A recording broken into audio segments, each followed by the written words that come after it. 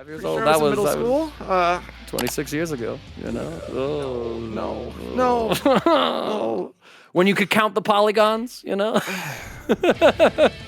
Who was it? It was Tim Schafer who said, "Man, you think people are gonna go back and call this retro and then make their own polygon-based games like this?" Anyway, Guilty Gear with the 2H. And already has Flasco with the Zato and superdanch on the Millia Rage. The Assassins going toe-to-toe here. Nice conversion for corner. About to get that shatter for that positive bonus here. Reset that Zato. Flasco, our first Zato of the evening, actually.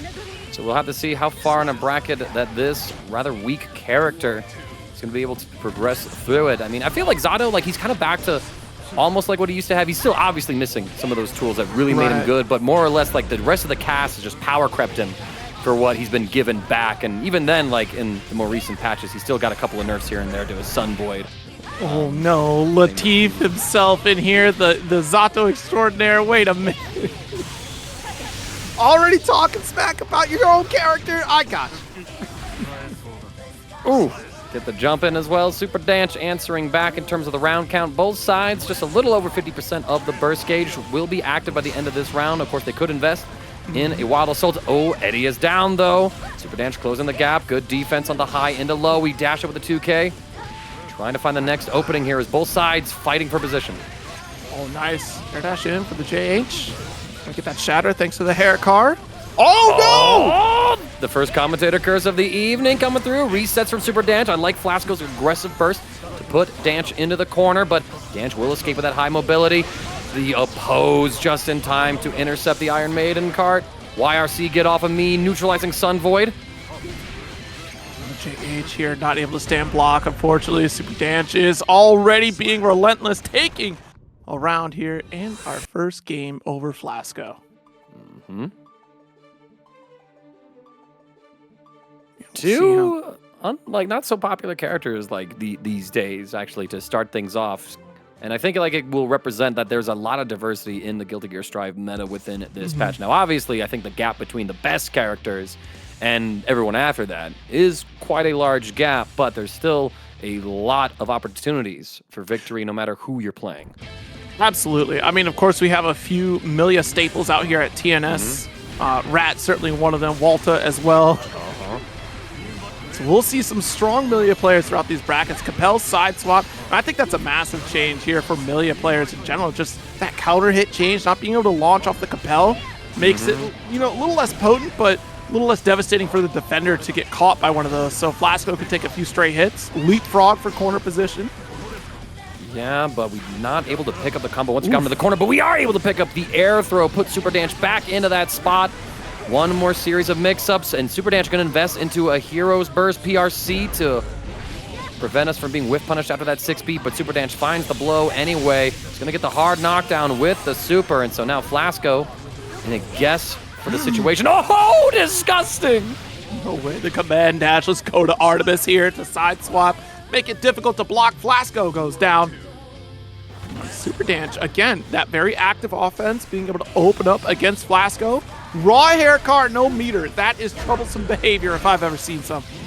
And Flasco got caught at the ankles as well, which gives Superdanch this opportunity. He's going to end the combo early just to keep Flasco in this corner. But Flasco finds the gold burst to actually say, Uno reverse, you wanted me here? You got me here. There it is. But PRC tries to slow things down, but this JH, yeah, it's been very tricky for Flasco to keep Superdanch down and grounded here so we can get that set play going.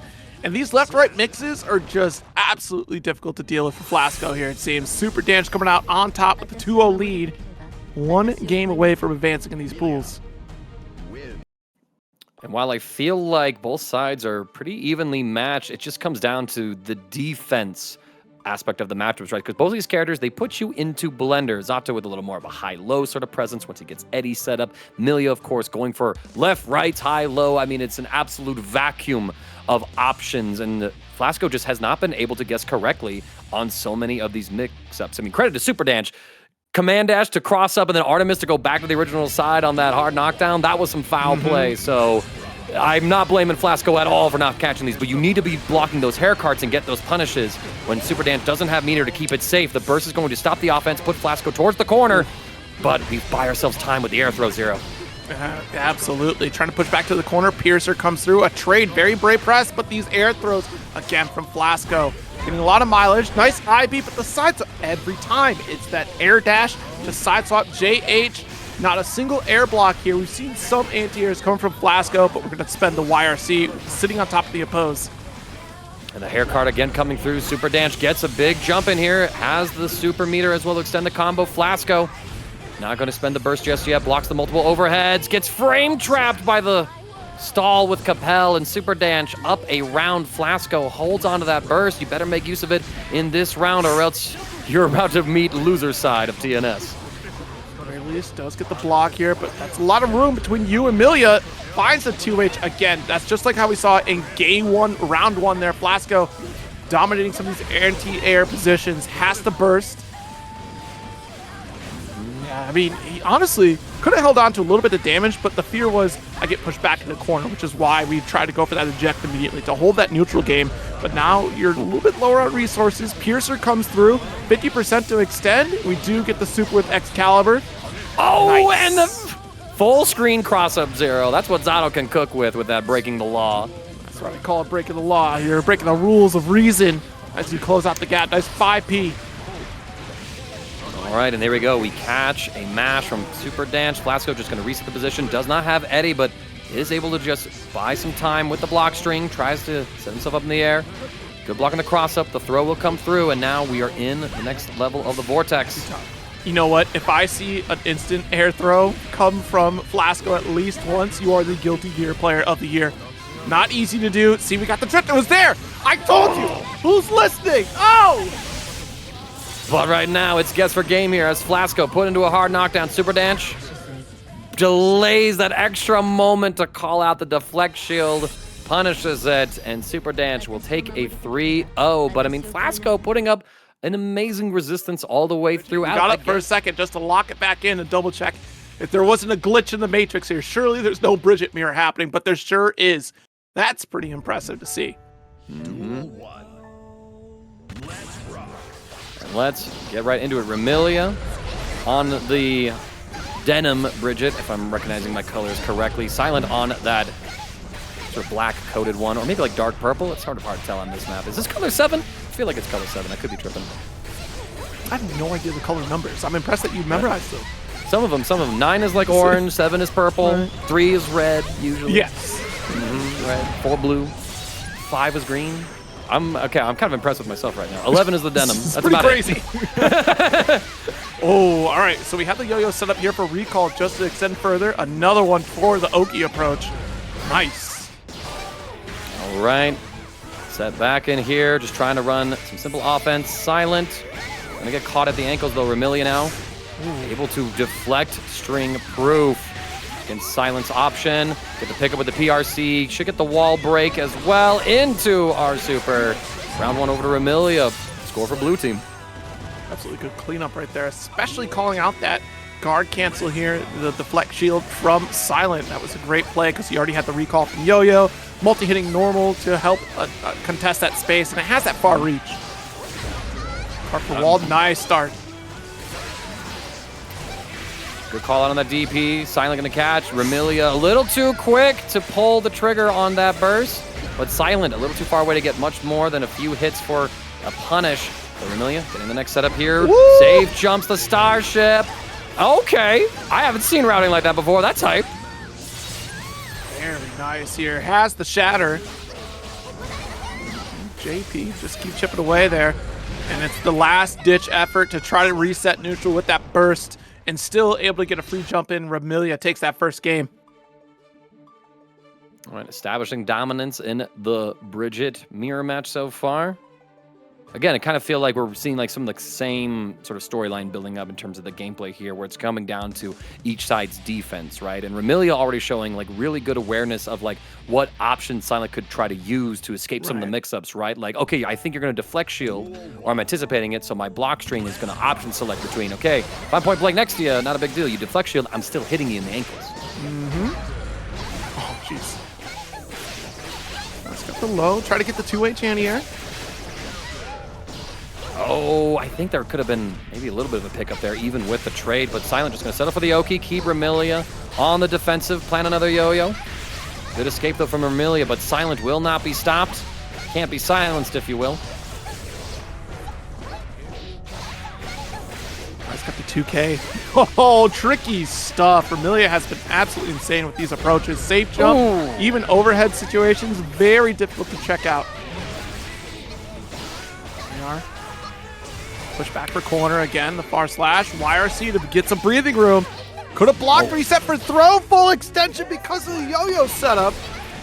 Now you're thinking ahead. All right, we're starting to get into deeper layers now, Zero. It's not just high-low, but throw to complete the rhyme. Remilia gets the jump in, though. Now, Silent put into the corner. Good defense so far in the mix. They trade, and honestly, I don't think Silent minds that, but I do think they're going to mind this. Super situation here. Refund on some of that burst gauge that we do have, and also build up that tension, of course, but honestly, just Remilia being relentless on the approach. A great call out and reaction to the deflect shield to get the IED approach. Here we go. We're going to get the combo launch as well. Remilia will close that round out. Anyone's game still, but Remilia with full burst. Silent has one activation of it, so deflect shield and wild assault are on the table, but Remilia going to be pushing Silent through this wall. Getting positive bonus.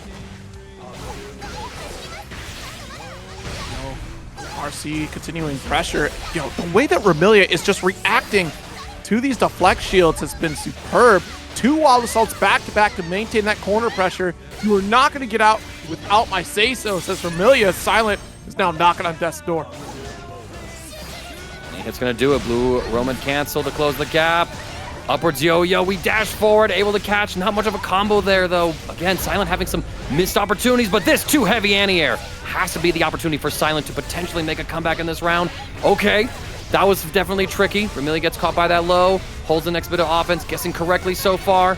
YRC not baited, and the jump in. Able to connect. Remilia will take a 2-0 lead in the set, but Silent starting to find a little bit of foothold. Still a tall order here. I think it is, again, just between the two that Remilia is coming out on top in terms of set play, thinking several steps ahead. Silent has showcased some of that same intelligence, right? It's some of that same game plan. I feel like intelligence is probably not the descriptor here because Silent clearly doing very well. Don't take that as an offense, Silent. You're doing great. It's just, man, Remilia is just really running the set right now and does get the 2H counter hit, burst away. But again, the way that Remilia is playing against your expectations here, that is really starting to tear Silent apart. Gonna tear apart the rest of this life bar. Hard knockdown situation, Remilia. Is Oki gonna look like deflect shield from Silent. Willing to invest their burst gauge into a round that they are heavily behind in. I mean, I can appreciate their bravado, but still had one more round left to play with. You know, it wasn't really do or die time, and now you're going into this next round. Could have almost had a full burst gauge back by this point, but you're just below 50%. Nice. What an air throw, though. Okay, Silent, shut me up. All right, so we have the recall there. Nice catch. Wow, DP here. The cross up, we'll steal back the turn with the DP of our own. Oh, but see, that's too late on the 2H right there. Silent, again, you're starting to see the difference between the two, right? Of just Remilia really playing that several steps ahead game. Has the RC to get the 5 from JP. Are you kidding me? Oh, frame trapping with the blue wild assault. Silent, though, not really going to be giving up too much life. The defense is, critical from Silent. Well-timed Starship. Now we're setting up back into neutral, trying to control space. The trade as well, and Silent gets a huge pickup as well. Oh, huge until I cursed it. Bait the Starship, though. Silent, close us out. Close us out. There you go. Here. Very good stuff. And I feel like we are now running out of options in terms of trying to answer back. Silent got a very fortunate interaction there by making Remilia think that the yo-yo approach was going to be the option Silent was going to go for. But here we are again, Remilia not skipping a beat. Already owns the corner against Silent with no resources, and that risk gauge is cranked. What a call on DP there. Dropping the yo-yos here. Big counter hit with that far heavy from Remilia. Going to be able to get a wall break. Hard knockdown as well with the death machine. Silent, it's do or die time. 50% tension gauge. More than 50% burst as well. Be able to blue RC back. Okay, we tried. We wanted the highlight clip. Very good awareness here from Silent to not get lost in the sauce, earning themselves a positive bonus. But again, the drift into JP opens you up high. There's your final burst of the game. Both sides spending it. 2S is the counter hit, and that will be Remilia coming out on top over Silent. Like, you know, just take a little film of that on your phone for me, bro. Because you're gonna be there. You're gonna be there. I'd love. I'm gonna be there, zero but copy. boy, oh boy. You're gonna... I'm not about to bootleg a film. What do you mean? Talk to me after this, though. You want to talk to me after this? Definitely not happening. Definitely not happening. Nah, never. You are such a gentleman, man of honor and integrity for turning down such a piratey offer. Anyway, Hiho and Lēʻahi, 2 players I've had the privilege of seeing before. Throwing down. It's our first Ramlethal of the night, as well as Lēʻahi gonna eviscerate some of Hiho's health bar. Good lord. Red RC. Still can put a guard crush there. There we go. Does have that carry. Man, yeah, that's quite the round start there, Lēʻahi. That's devastating to get that wall shatter against Millia, really showcasing the lack of health that she has in this matchup. Set up right here. Oh, the delayed overhead as well. Catching Lēʻahi's fuzzy defense. Hiho gonna get a hard knockdown here. I see y'all crushing that match arena right now. Keep those code claims coming through. Oh, we try to get the air-to-air. Maybe an air throw potentially, but Hiho off of that should be able to close this round out. Lēʻahi gonna hold on to burst. Said, nah, we'll go next round. I want full resources going into the deciding round of game 1. Perfect there. Jump back. Oh, nice JP to jail out. Yeah, nice little turnaround from Hiho to not be dissuaded. Of course, you know, it is Millia Rage, right? Catching those stray hits. Nice Capel to hold corner. All right, burst, get me out of there. That JH actually able to catch Hiho, but Hiho still under the offensive. What a trade, though. I think the 5P from Lēʻahi was what got Hiho caught. Cross up with the overhead, and now both sides pretty evenly matched here, but the amount of touches it's going to take for either character to kill is definitely disproportionate, but Hiho gets the next big blow. Close enough for the super. I think it's dead. I'm putting my Sage Gem bucks on the line. I win. Big dubs, big dubs. Big dubs, big dubs, big dubs. We take those. I take those, man. I need dubs like that. I played some Dragon Ball today. That was some fun. Shouts to Cloud809 for whooping me in ranked. Oh no. Ran into him and I just kissed, 40,000 points goodbye. I was like, all right, that's fine. He playing every day, still good. Nah, points are points. It doesn't matter. But I miss them. So it does matter. to me, to my ego. Okay. 2K2D. Gonna have our disc set up for opposite side. Yo, I definitely thought same side. You sneaky dog, you Hiho. How could I forget also another Millia, right? Like I said, TNS, chock full of Millia Rage. If you're looking for that action, it's right here on this channel. Yo, Lēʻahi, though, doing so well with their punch normals, right? I mean, they were able to get out of the corner initially by, again, getting that 5P to trade against Hiho's jump. And then there was a JP in there to actually snipe Hiho before they were able to really go into the Millia bag. Oh, no, we got throw instead of jump dust earlier. It doesn't matter. Hiho's able to make a happy little reset out of the opportunity of that combo, and now is up around on Lēʻahi. Ooh, max range. Wasn't able to backdash away in time, and love the close slash anti-air. First, get off of me. Lēʻahi cornered. Oh, this is big as Hiho gets the slash starter. Break the wall as well. Sword. See, Hiho really trying to find that space so we can get those backdash for a moment there. Trying to avoid the strikes, but nice tap dust. Bursting away because we don't want to let Lēʻahi catch up. Good air throw. Oh, no! Got the deflect shield. There. Yeah, and I'm surprised Lēʻahi didn't have a cancel after that follow-up normal, but has the corner. Both swords are online. Close the gap. Just keep the pressure going.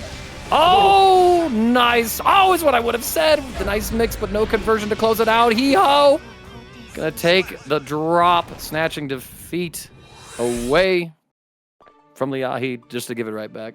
I messed up my victory and defeat lines. Snatching victory from the jaws of defeat, but I like to do the inverse. That's what happened. Yep, that's true. That's true. That's what happened. You got it. It's okay. I'm just starting off. We'll edit it in post. Don't worry. We'll edit that in Oh, post. sweet. You can do that? That's amazing. Thank you. With the advent of of modern movie magic, happens all the time. Have you seen Kraven the Hunter? Happens several times in Kraven. Oh my god. Oh, no, I am not. Making my AI CD mangaka real quick. Oh, man, that's...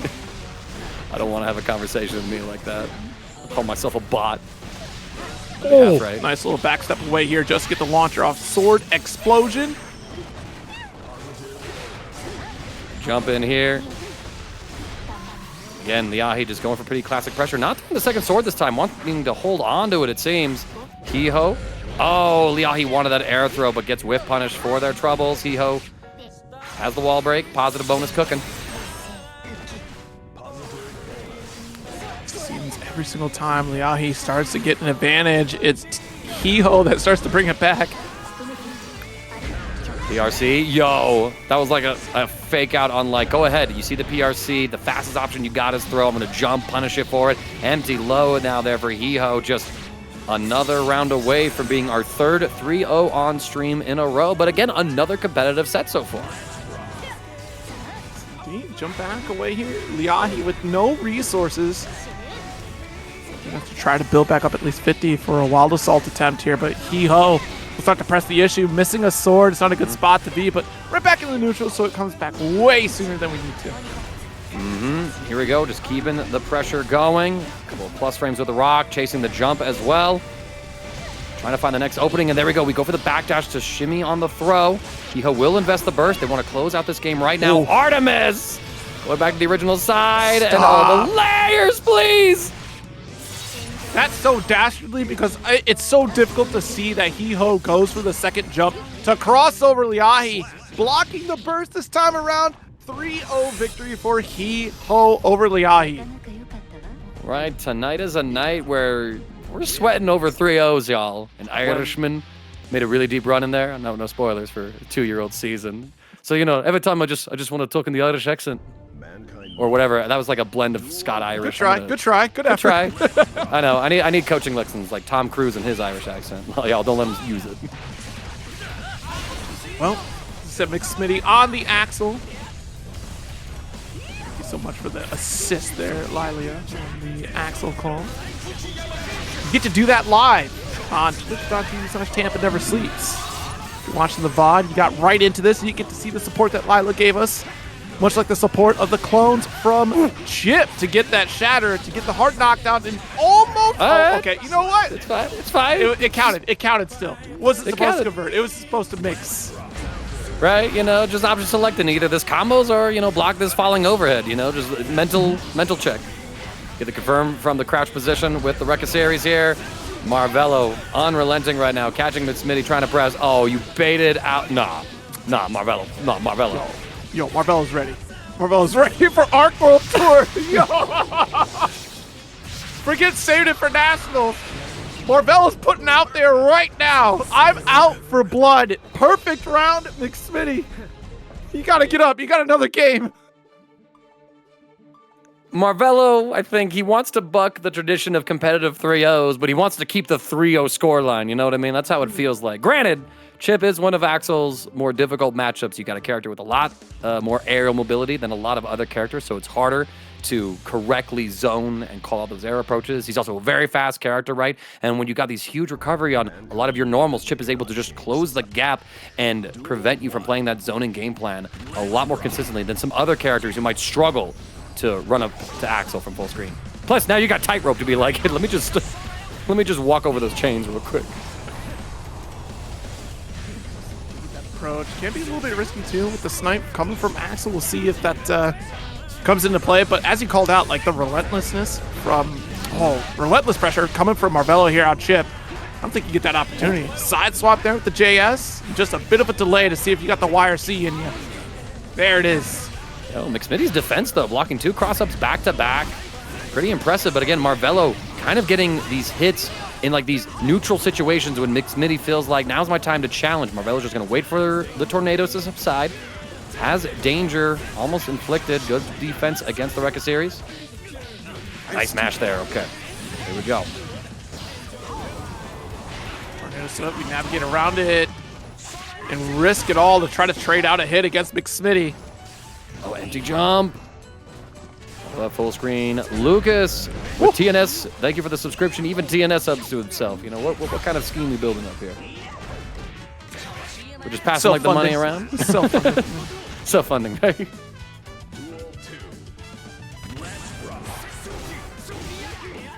Slow. Ooh, crossed up here. Actually, a little bit of an overcommitment for McSmitty. And yeah, the tightrope does begin. We got a little Dick Grayson in us here. The Flying Grayson's coming out. And Robin already still running the game against McSmitty. Nice anti. I was talking about that, right? The call out to you put yourself in a very precarious position by tightrope walking within anti-air range of Axel. But Marvelo not skipping a beat.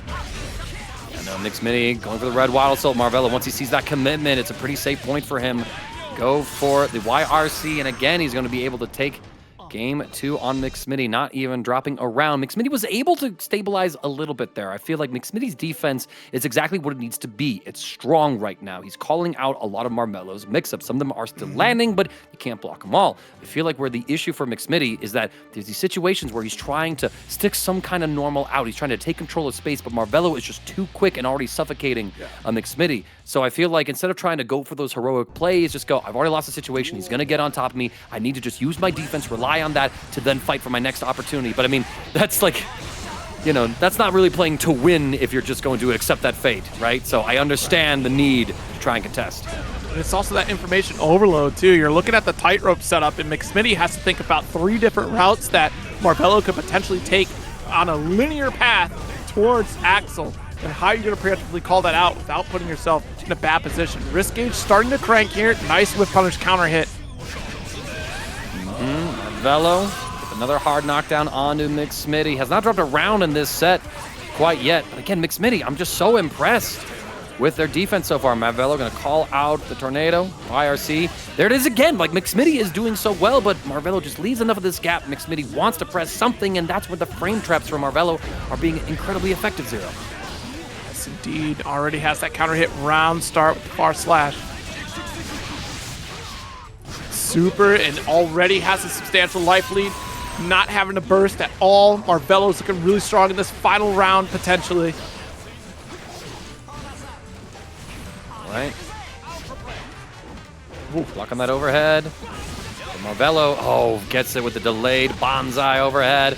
Full pickup as well, and that is yet another 3-0 on stream, but one I think we can say was pretty one-sided as Marvelo didn't even drop a single round to McSmitty. That is just, I think part of it is the element of just, you know, the matchup in a way. And then like Sunday, of course, also a featured game that rotates through. So plenty of fighting game action across the board to tune in and check out.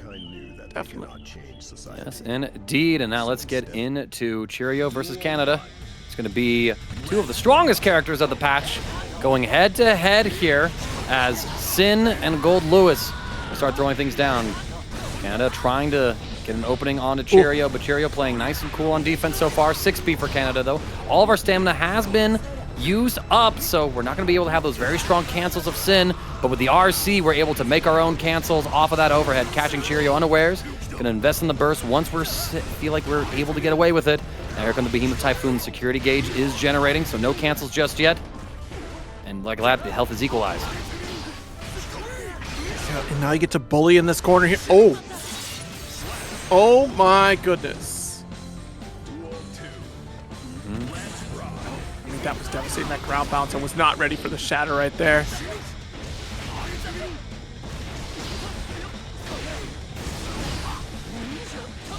And now we're going to get the throw. A second serving as well. Kaneda, oh my gosh, just putting Cheryo through a blender. Fully charged dust to get the wall stick. Stamina regenerating its 2nd level. Cheryo with full security gauge. But doesn't matter if you're getting caught by these lows. I think the conditioning from Kaneda with some of those overheads able to work out. 6K meat down with the system as a reversal. Cheryo trying to find the next opportunity here. 6B from Kaneda, but now Beak Driver not going to find a mark. Jumping in here with the JH2P on that approach. Just a little jump back. Trade? Yeah, Cheryo trying their darndest to at least get in a favorable position. Has the throw. And yeah, Blue RC right here looking for that burst. Kaneda not even going to try and mess with it as Cheryo was just covering any sort of escape to secure that round and game with it. Very well executed right there. And so despite like those opportunities, I mean, I think Kaneda was just 1 or 2 different cancels away from closing that out, right? Like there was the 6B and a beak driver that didn't whiff. If they did Hawkbaker instead, might have been able to catch up there and reach. But I understand that you're trying to OS and for more common situations for lower to the ground jump-ins, right? To where your beak driver is actually going to be able to combo. So we take it into this next game here. Cheryo still able to close that gap. Oh, nice little backdash there. JD to make that approach, and again, another chase down here from Kaneda to be relentless on that offense there. Nice 2P reversal, but the 6P will steal it right back. Kaneda. All right, overhead, good block from Kaneda. Cheryo trying to get the jump in here. Big hit here as well. Getting Kaneda into the corner. Down with the system. Should be a hard knockdown.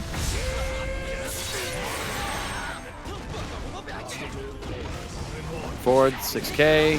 Kaneda with the backdash. Now Elcon running the offense. Goes for the low reward throw that Cheryo backdashed against when there was no tension gauge on Kaneda's side to make it safe. So I want to keep things just a little bit tighter here.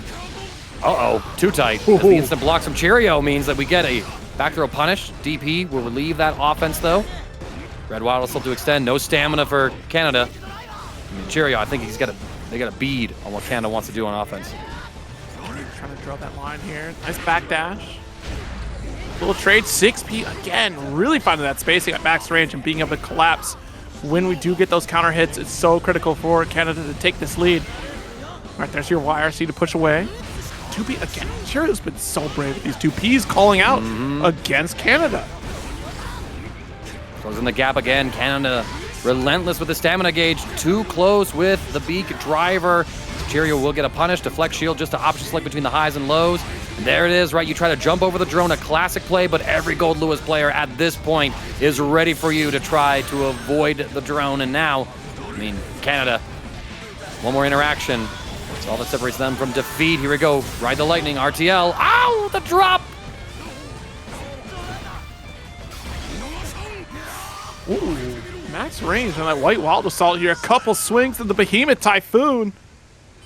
I can't believe that White Wild Assault connected at that rate. It seemed like you just stepped into it and then Goldlewis get that extra little shove to get that block stun. You know, it's just like, I don't know how the physics work on that, but I'll tell you, it's anime as hell. Now let's get readied up here as Cheryo. Yet again, kind of like following in like the precedent that Marvelo set up earlier, actually, where Marvelo had a pretty dominant 3-0.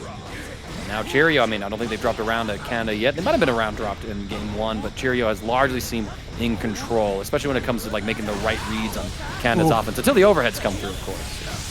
Hoof stomp. Let's go for the super again. Wow. Strong start for Kaneda, but can Kaneda close it out? Because we've seen that time and time again for each game. Unfortunately, Cheryo finds a way. Goldlewis has the life. Oh, but we missed the clean hit, and that's massive. I mean, game of inches. There it is again, right? That 6P hitting Cheryo very high in Kaneda, not able to convert with the beak driver buffer afterwards. Lo's going to come through. No. A drop super. Is this how the round is going to be lost, Zero?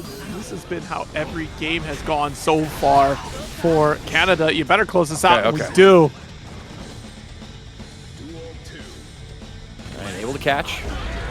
That's a round. Oh, boy. This 2D sweep. Not able to get a confirm after it. Or complete the confirm, I should say. Nice. We get the full combo here in pickup. Just going to set up for the Oki. I can appreciate that Kaneda, I think, is trying to change how they're spending stamina gauge, because before, a lot of it was, let me just hyper spend this, get myself burnt out of stamina, but a little more reserved until they got that big overhead hit to then Kara into the Tyrant Barrel.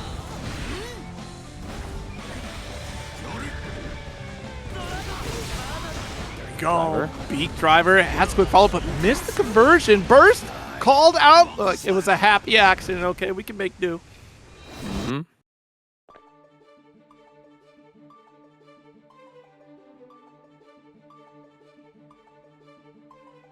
All right. So now, For the first time on stream tonight, we do not have a 3-0 result. There is now a 2-1 scoreline between our competitors this evening. So shouts to Kaneda for stepping up to break the streak. And everyone, I don't know, y'all can flame Cheryo, I guess, for being the combo breaker, as it were. But maybe you can just flame him for playing Goldlewis instead. I don't know. I mean that teasingly. All right, just to clarify. Nothing oh, glad it's good because we got this one on YouTube, right? Yeah, right. Yeah, no, that one's definitely on the YouTube, y'all. Cool, just making sure. Crush. Ooh. We got a snack. Holy crap! Walk-up snack is interesting. Got a snack, man. That was an entire entree with how much health bar of Kaneda's got stripped away from him. Cheryo, they get opened up by the overhead again. Tyrant barrel, we hit the clean hit. Good to see that Kaneda has that timing locked down after that unfortunate first drop. Oh no, that white Wild Assault chase down! That's foul.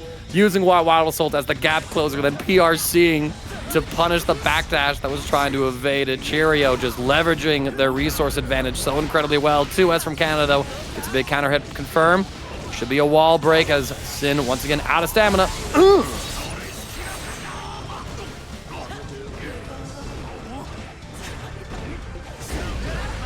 Nice hoof stomp.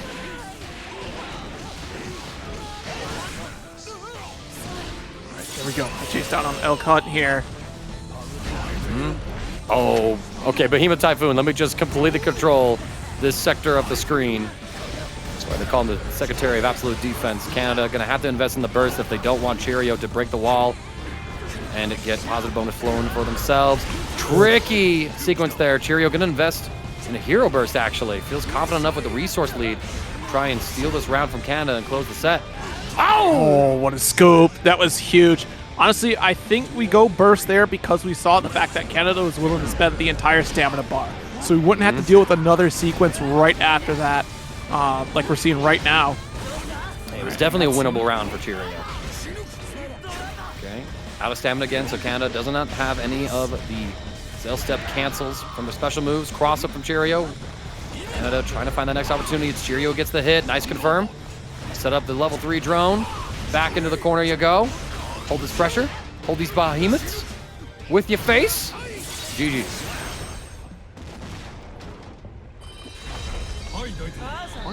Run here, Cheryo 3-1 over Kaneda. It was World I started using it, and then it was way too easy. So, and I was told by people, it's OP. I'm like, well, then I'll change. I'll go back to Switch Axe, no problem. It's not, Monster Hunter didn't change me. I changed Monster Hunter. That's what happened. Here we are. You know, I need people to have that mentality about fighting games when they pick those low-tier characters, you know? Just like, nah, I'm not changing. I'm changing Guilty Gear. I'm not changing because of Guilty Gear. Rubenheimer on this Potemkin here. We'll see that change. Dropping from Nagoriyuki to Potemkin is quite an interesting change. Of course, a lot of great changes coming to Potemkin with the armor addition on Potbuster. Not full conversion, but still able to get this flick. I mean, wow. Yep. And oh my god, right, tackle for arm. Bruh, Nubin.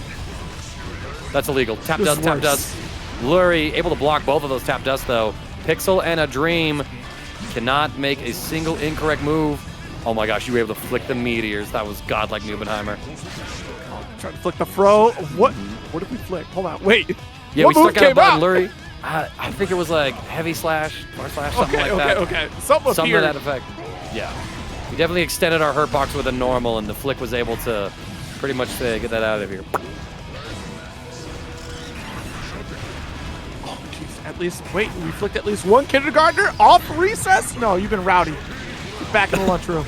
Oh my lord, this is massive. Nubenheimer just able to flick pretty much every single item that Faust is presenting right here, just meaning that Lurry not able to capitalize on those situations that Faust could normally find opportunities.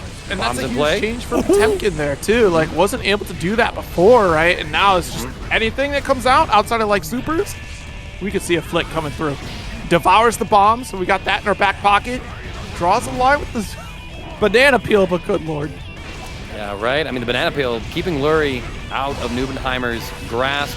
Nice, the deflect shield able to create enough distance. Heat tackle with the armor, once again cornering. Too soon on the pop buster. We go for a normal throw, but we 6P as well. Nubenheimer so smart with that decision making. Seeing the scramble, going for the faster throw so they could recover in any air in time, and securing victory with the heat knuckle. Good God.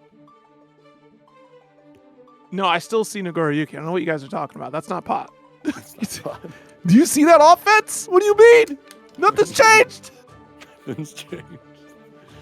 Oh man, I don't remember Nagoriyuki having like that command grab that Domon Kashu has in Battle Assault 2, right? The little grab. Oh no. Screaming hit in. So over. There's no escape. He just doesn't have blood rage anymore. That's it. That's it, right? You know, he's just always enraged. When did they take away Nagoriyuki's blood rage? That's crazy. I don't remember all of his normals being sword normals. You see those giant hands? When did he become a dual wielder, you know? Slow approach here, but it's methodical. You're gaining so much ground. Oh, the JD finds connection. We flick the bomb back. Oh. Again, the flicks and the flicks as well. Lurry, though, gonna catch the backdash with the mix. Full confirm as well. And I love that as well. Seeing that we had the 100 tons coming down, so we felt safe to go for the command throw. Saw that we had the coverage there. Another 100 tons. Air-to-air going Lurry's way. But Nubenheimer, I mean, plenty of life to play around with. Mini Faust is in the back pocket for Lurry. When do we send it out? Oh. Just trying to extend further. Nice PRC to call out the teleport. Surprised Lurry didn't use their own PRC. Want to save the meter for this interaction, I guess. Nubenheimer. That's gonna just. Okay.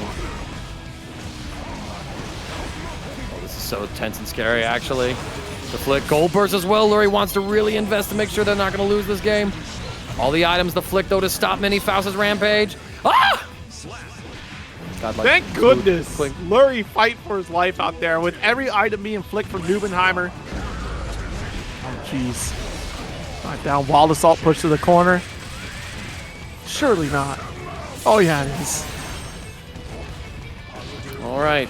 Check him with the 2P. Pretty classic Faust round start. Lurry going to close. Oh, wow. Oh, nice with the 2K anti-air. That's insane. That was pretty slick. Oh, the armor, though, on the slide head. That's so unfortunate for Lurry, who got the teleport. He tackled for the combo extension as well. Oh, this is such a dead doctor. Gonna have to regenerate after that one. Yo, this is the most active pot I've seen ever. Like, what? Man, we're looking at Nagoriyuki, man. Like, no, this is pretty classic Nagoriyuki. Oh, yeah, you're right. Gameplay, I'm so sorry. I'm so sorry. Classic Nagoriyuki stuff. Slide head to armor through the afro. That, again, so smart. Just to pull through Lurry with the quick PRC, 2K. Yeah, at least got the one hit of armor, but not able to get the rest of slide head. PRC as well, frame trapping Lurry. Jump, bomb bag, and we got the mix out of the corner. Oh, jump! No! Just to sit on the crows. Like, go ahead, cross me up. I cover both sides with this build. Not able to kill, though. Lurry with one more opportunity here, but I mean, can't afford to block anything. Okay, overhead. Blue Waddle Assault, set it up. Trying to find the frame traps. There we go. But the crazy thing is, Nubenheimer's not dead yet, Zero. Oh, man. Touch on the other side here.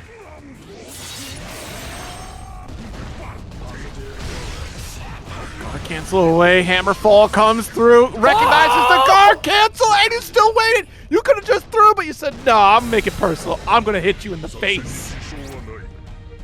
Skipping the animation, skipping the execution check of the Pop Buster input, just keeping it simple, right? Because last thing you want to do, that situation, is fumble that execution to then give Lurry the game when you won it in that moment right there, when you were patient enough to bait out the flex shield. So absolutely professional decision from Nubenheimer.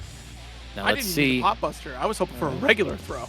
Oh yeah, true. I would have assumed right there because you were still within range. Mm-hmm. But yeah, quite true. But you know, close slashes for the higher damage hit, right? Mm-hmm. Here we go. Nice. Oh, and yeah, look at that. I mean, all of the armored options Nubenheimer has against Lurry's pokes, I mean, just makes this matchup immensely miserable for Faust because, you know, you're not going to be able to reliably shred through the 2 hits of armor. And yeah, Nubenheimer with that Garuda impact is just putting Lurry into a very simple coin flip every time. Yeah, long for man right now. And what does Lurry do, really? Because as you're mentioning, the reach that Potemkin has, the toolkit to just negate so many of these items, does get the Wild Assault, pushing towards corner, item for a hammer. Oh no, we pocketed it. I got fooled too, Nubenheimer. Watch out for the birdie there. Nice backdash on the slide head. He tackled to get right through the business. All right, the banana peel in play. It's right behind Nubenheimer, so if he gets pushed into it, that is a hard knockdown. What a 2 heavy! Are you... Stop. Brother. Converts it right into the trumpet. Garuda, there's the other one here. It's over. That's a 3-0 victory. Nubenheimer. This Nagoriyuki needs to get, I don't know what happened, but at least like you're dedicating your time to support one you're seeing and also get to see something very cool. It's quite an experience. Your first offline event is always quite an experience, so definitely have a blast checking it out as we get into this first top 48 set with Fubuki on the Testament, of course, with Marvelo, who is already working up a storm with this Chipp. Yes, and indeed, and Fubuki, I believe, our first Mexico player actually being seen on stream in this bracket. Marvelo currently has them kind of locked in this corner, but we're seeing that Fubuki able to keep Marvelo on his toes, punching out with these enormous Testament normals as well as these Grave Reapers, using effective teleports to navigate around the screen. As Marvelo still has burst in his back pocket, but honestly, with how this round's going, might be a little too late to invest in it, but Marvelo with that 6B counter hit, gonna get a nice corner carry, resets into... Back throw, you disgusted me. That was sick. Oh, yep.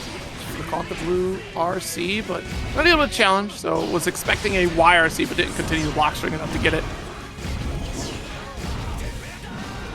Right, we do get out of dodge the teleport, and unfortunate. Fubuki tried to stop Marvelo dead in their tracks, but got caught with the whip punish instead. The kick was not active enough. Dashing in, trying to find the next opportunity, and we get caught by the crow. So Marvelo going to give up a round here against Fubuki. Let's see what else Fubuki is going to be able to find victory with. Again, these teleports, Zero, are so crucial for Fubuki. Able to kind of reset the situation back to that neutral Testament would prefer to fight this Chipp at. Multiple overheads, cracks open Marvelo's defense. I couldn't agree more, Lēʻahi. Fubuki, one of the sauciest Testaments, but you're also going up against one of the sauciest Chipp players in the biz. Attack on the throw, Marvelo's defense, able to wake up just a little bit, but running over and over again into these hitboxes from Fubuki, almost feeling like Marvelo is saying, all right, go next. Probably just missing the dash block buffers is the truth of the matter, but pretty dominant showing there from Fubuki.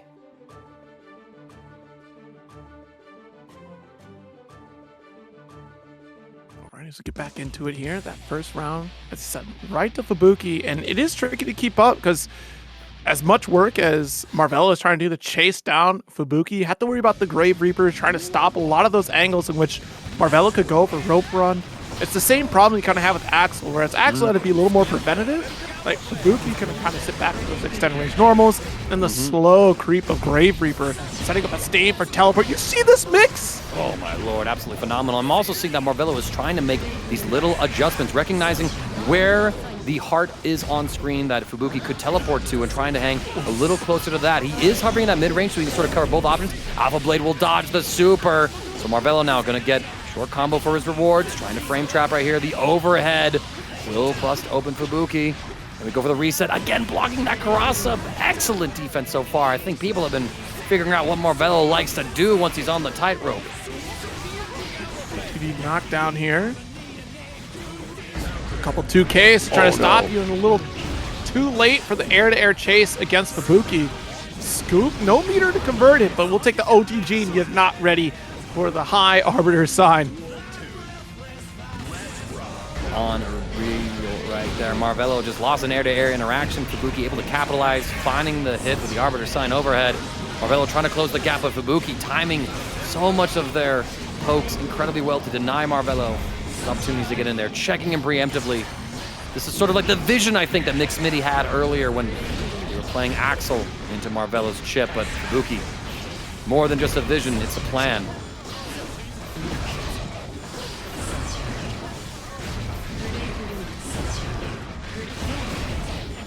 And Walter out of the tournament at 3-0 already, pretty early on. Cosmico RPG reports in our little Twitch chat. Hear that, YouTube? We get stats from Twitch chat. That's how cool we are over here. Okay. Marvelo. Not out of this yet, 0. Not at all. Yes, bless the dome. Counter hit. It's going to look a little tough, though. You are getting this positive bonus to at least save some tension to go for faultless defense if you so choose. YRC pushing away, has to FD, but since we're crouched, you're in prime position for a tap dust for Fubuki. And that's a hard situation. Once you get YRC'd, you're now in a 50-50 scenario where it's either high or low. I have to FD to survive. And that coin toss did not go in your favor, unfortunately. I like it, though. Go ahead. Okay, well, since you acquiesce, I want to say Marvelo didn't have the meter at like the end of like his combo routing against that wall spot, but he did that little run forward to generate it. I mean, there was such a smart micro optimization from him there to have that level of optimality and not secure the win right there. A little bit of a heartbreaker, but like you said, that situation post a YRC, so incredibly tough, especially when your margin for error is 0. Yeah.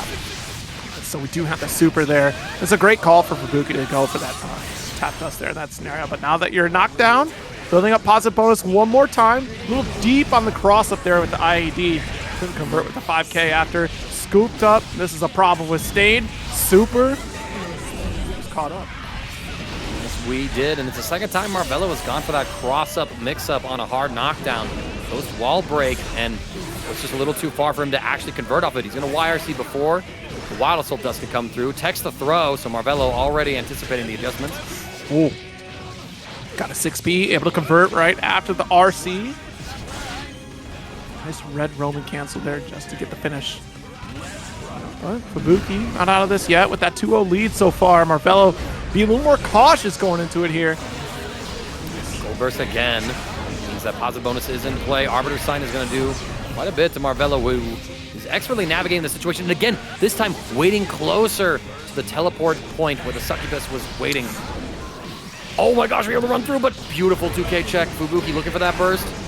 Covering all of Marvelo's options so well, but nice. The 5P! Maybe a 4-framer now, but still pretty good in situations. Oh, called out the YRC. Good defense from Marvelo. Here with the shatter after the tightrope run. Not enough to finish. Caught on the tightrope. Could have spent super if we decided to opt out by landing on the ground. Yeah, now the mind games are beginning, right? Where Fubuki is trying to fake out these teleports. Marvelo going for the aggressive burst. Does not want to give anything to Fubuki, no. But not able to whiff punish the deflect shield. So Fubuki able to continue their offense, but Marvelo able to whiff punish, possibly counter hit. Nope, it was a punish. We can see the letters now with that dash up 5K. So Marvelo not out of this yet. Fighting for his life in winner's side. I think it's the fact that we decided to slow down our approach against Fubuki instead of going relentlessly on offense, which is getting ourselves in trouble now and again. And also, you're doing more work than you need to because of Fubuki teleporting so often. But I can understand the sentiment of needing to chase out because you have to. You can't just let Fubuki full screen fire off Grave Reaper, start chipping away at your health. So we're always threatening here, but taking that good pause at mid-screen to see what the next action is before we give chase. Right. First down for both sides. Fubuki, though, 50%, so plenty of opportunities. Marvelo able to sort of jump over everything, but Fubuki just quickly switches sides and says, okay, we traded. Zoning Marvelo pretty well, creating this wall of normals and projectiles. And there it is, the 6P after the PRC. Again, just checking Marvelo, and oh my god, that should have been a round close, but Fubuki's still in a really good spot. Danger penalty, something to think about, but no longer, as to get another round off of Marvelo.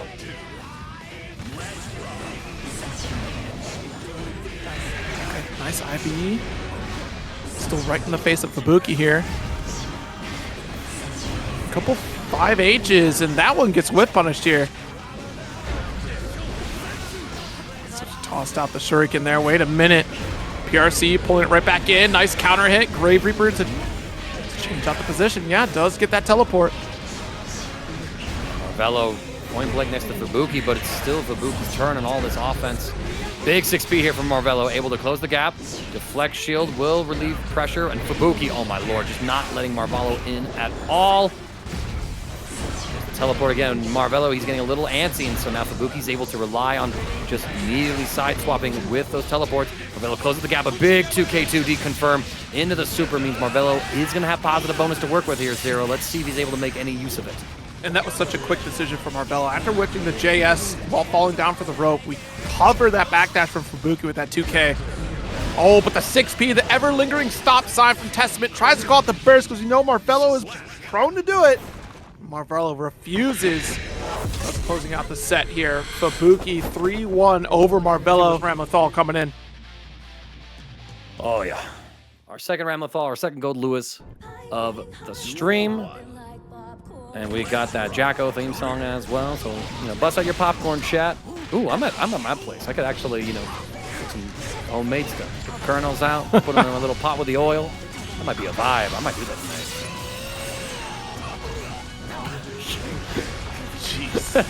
Sorry, I just read what Yasian said in chat, and I looked at Lolo's name, and oh my lord. What's wrong with you people? What's wrong with all of you? Name Strive and yourselves Granblue. Strive and Granblue. The entirety of Strive is competing with. Oh, I am choking on the name right now. No, it's the fairy player.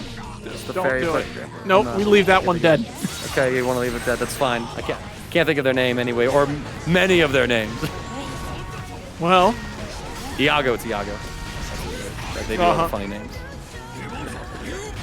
All right, that's a little more tame than the one I thought.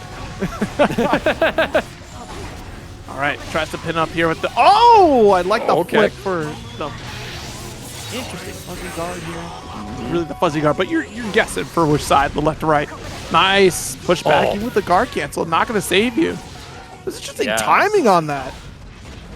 Nah, I mean, SQ, this is a player who has built the foundations of Ramlethal Valentine. I feel like especially so when it comes to this season of play for the character and this version of Ramlethal. So every trick in the book, every last, you know, minute bit of tech that could possibly have been conceived, it probably came from SQ's own brilliant mind when it comes to her ingenuity and her execution as well in bracket, because not only is she, you know, someone who is able to really unpack some of the characters and really understand this game at a high level, but she's also able to present that knowledge and demonstrate it through those amazingly talented hands of herself. But Lolo, pulling up with his Goldlewis, says, listen, okay, how talented you are. Everybody falls victim to the typhoon.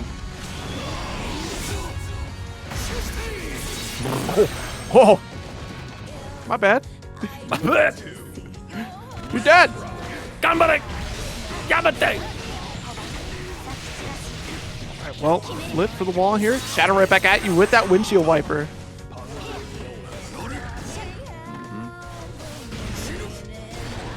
For the next opportunity.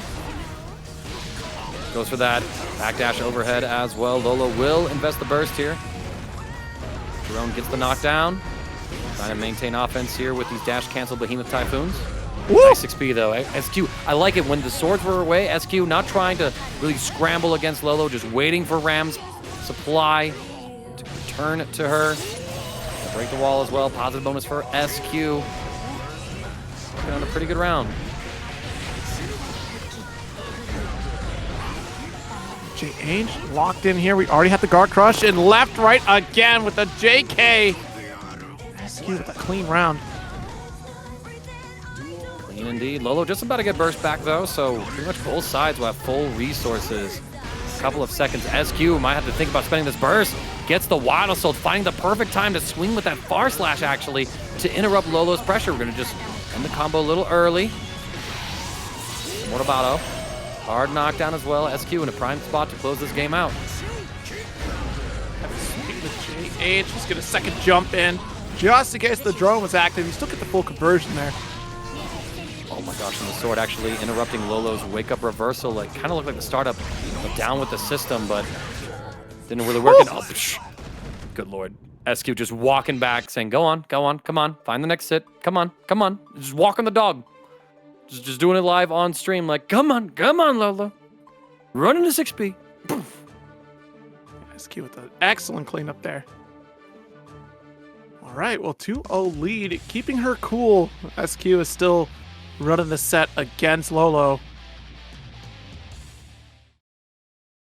Yeah, we're gonna have to see. I mean, we're seeing like the depth of gameplay as well that SQ has, right? Alternating between like this hyper rush down Ramlethal style and also just being incredibly patient. Not only when like the swords are gone, so you don't have those huge normals of Ramlethals to fight with, but also when it's just, listen, I got the advantage. You got to find the way to me. I'm not giving myself to you like that. That's right. Oh, crossed up deep with the JP, but not a full conversion. We got the crush again. Goes for shimmy this time. We're going through every cycle of options when we get that guard crush scenario. Clash and a quick 6B call from SQ. The 6H doesn't find the mark that we're looking for, and still Lolo overextends with the chase. Blocks the tap, does. SQ being relentless with the final bar of meter should get the kill, and does. Just suffocating. Looks like, you know, just a simulation. You know, and we are all just part of SQ's calculations. Lolo being pushed to the corner by the swords. And now we are missing the heavy slash sword. But it doesn't matter, we got far slash sword still available for us. Heavy just regenerated, but there it is. Lolo getting a big opportunity here. Goes for the mix. Just putting SQ underneath some pressure. IED was important. Good air-to-air with the JD. Jeez, that's got such a massive hurt box there. Uh-huh. And there's it again. Backdash overhead. Lolo going to invest in burst to deny SQ the wall break. I mean, you can't give SQ positive bonus right now. SQ just going to back off, not even worried about the negative penalty. Okay, it's all right. Ramlethal nerfs, right? Not able to really combo like she was before in the mid-screen. Yeah, missed out on the JH there. That was not the correct sword that SQ needed for that interaction. Just a moment of distraction there to not recognize the color sword that she had. All right, and there we go. Lolo able to get around on the board with the down with the system. SQ going for these shimmies, pushing Lolo into the corner. The sword into plus on rock pressure. Go for the little walk back and forth. Oh, big trade, and this is favorable for SQ. Spends the super just for a quick refund on those swords. We can cycle back into that set play for corner. Deflect shield. I like the choice. But the tap dust, I mean, mental stack at this point. SQ says you block the first mix-up. Now that you're fatigued from that, hold the second one. Now, here's the thing. We didn't have the super. We didn't have an additional sword to be able to help us out. Defense against these typhoons. The overheads, not really finding anything. Until I had to say something. Blocks the behemoth, and because the JK whiffed entirely, I almost feel like that was because that momentary duck from SQ and shrank that hurt box ever so slightly, so the JK just whiffed, and SQ got that opportunity to get that throw. There was no blocks done there on the approach from Lolo, so SQ with a wide open throw. Of game still happening as a Domi, and I see MFCR is really happy with how a certain anime recently has come around. Okay, come on. The internet's spoiled by this point, right, y'all? Like, I could just. I mean, but it's already happened before in the past. We know it exists. Right. So. We know it exists, right? Yeah, no. It's just canon. Canon, question mark? No, there's all that conversation around DomiWurld, MFCR. Burst is going to interrupt the timer barrel.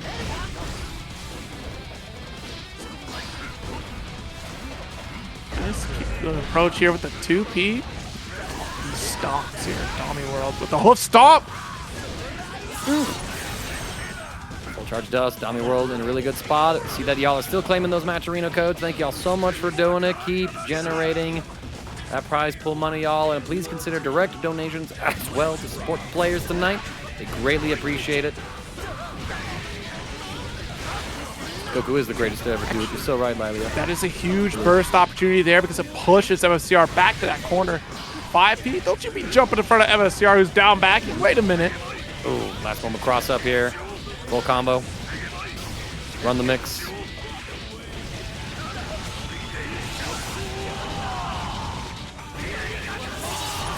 Round back at you here. Nice answer from MFCR.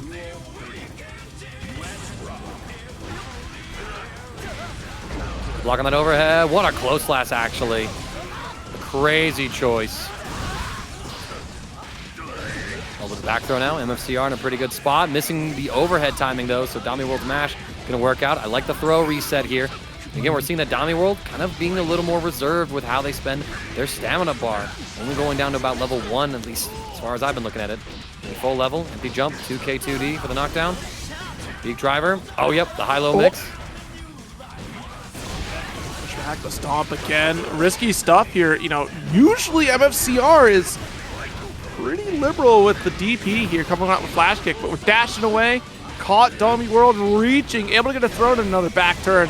And DP on the correct side. That's absolutely insane. We block as well. We try to take the turn, but MFCR able to win out. Oh my gosh, a nail bite. I mean, MFCR won that by a literal pixel at the end of it.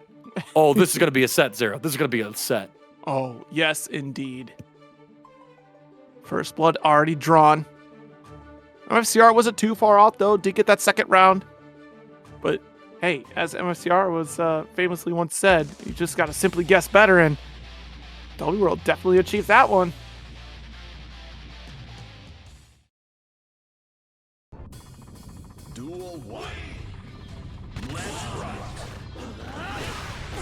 There we go. Pushing pressure. We get the cross up here. Burst as well. DomiWurld. Investing pretty early on. And again, like only one of the stamina things, but now we invested all the way through. MFCR will spend the burst, so has to RC to get this full pickup right here. But I kind of feel like that's another layer of like Sin gaming, right? Is like, okay, I have my tension gauge now, so I can expend my stamina, use tension gauge to sort of supplement Sin's kit. As if it was like an alternate stamina bar. Oh my god, the cross up immediately in the corner though. MFCR demonstrating that Leo. Don't call it a comeback. I've been here forever. Finish there from MFCR. See what the round started. It's just a 5K to stop MFCR dead in his tracks. 6K to stomp. Yo, I can't believe how much accuracy we're getting off these hoof stomps. Good block again, but DomiWurld trying to press something when MFCR still has the turn, it seems.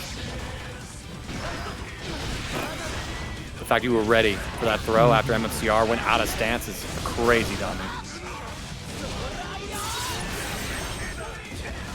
The Shatter not too far away from victory here, but MFCR with the 100 meter is also a threat. There's your burst.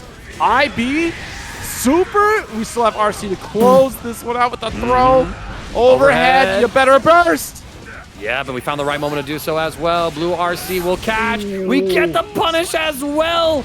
The barrier of that blue RC, able to just barely catch MFCR to get him stuck in that 6P whiffed animation for DomiWurld to close that out. Absolutely unreal, but MFCR gets a huge hit right here, taking about a little over 3/4, I would say. Not 3/4, 2/3 of DomiWurld's life bar.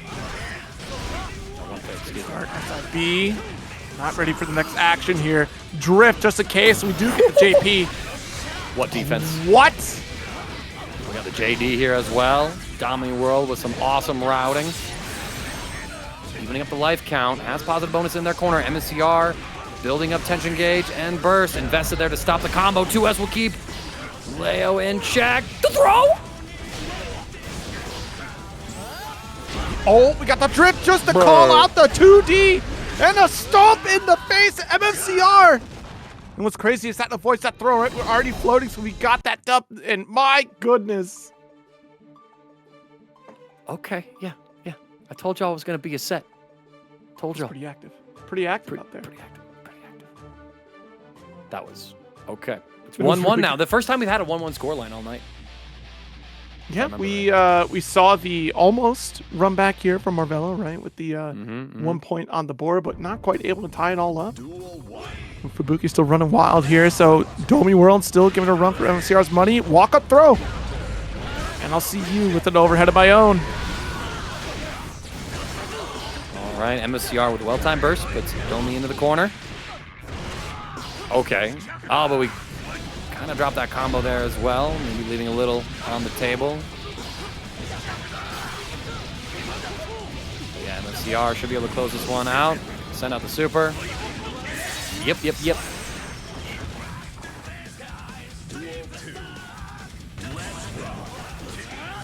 Chase down here. Nope, 6K. Gonna get interrupted with the 5K of MFCR's own. Surprised these haven't been parried on Wake Up here. MFCR is the type of individual to be that type of gutsy. Although Domi gonna extend this combo all the way through, expending all their stamina and their tension gauge to get this combo. A little snack for a good boy. Overhead, same side. Oh, good burst though. He's looking for a DP, I think, but MFCR not giving it. Domi gets the back throw. Oh, this could be big. Zero actually. RTL. We got some extra tension gauge as well, so we can invest in the full cash out. And we do for the kill. Good God, that was against Leo too. Sin's a growing boy. All right, wild assault, pressure for the corner here. Overhead does connect with our shatter for positive bonus. MFCR going to be holding on to this lead as best as we can. Without it being a hard knockdown, just giving respect to that long range from Domi. Oh no. Up DP. MFCR. Oh, wakes up with a throw of his own, but just out of range. So now Domi drops the combo at the 2S. Turn, goes for the throw, but MFCR already had the super buffered and with another RC in the back pocket. That should be the game.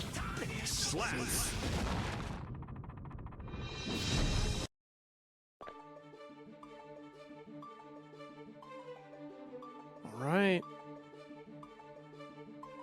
2-1 lead over MFCR. Or excuse me, other way around. For MFCR, not over. Things are going by pretty quick and violently, so I'm watching, these two gorilla-like characters in terms of their kits, duke it out with each other. I don't blame you for being confused. I wasn't confused. I made a mistake. I just had MFCR in the brain. That's fair. That's fair. Yo, he just dashed up and deflect shielded. I don't know if that's what he wanted, but that's what a crazy choice. Like, what layer of Yomi are we on right now? Like, hold up. I wonder if we're expecting just a special, but look, we got the RC to punish with throw with the 2H, take to the skies with turbulence. Whoa, that's a lot of damage. There's a lot of damage. Reset as well into the throw, using the last of our stamina gauge for that. Not bait the YRC, but we do tech the throw after it. Oh, okay, MFCR. Heavy attempt? I don't think that's what they wanted, but no. Okay, throw to punish whatever it was MFCR was sliding up with. A second throw. Yo, is this Street Fighter 6 throw loops? Am I Guilty Gear? Cautious on the approach, and yep, there's RC for 2P. Yeah, we had the extra stamina to convert after the fact.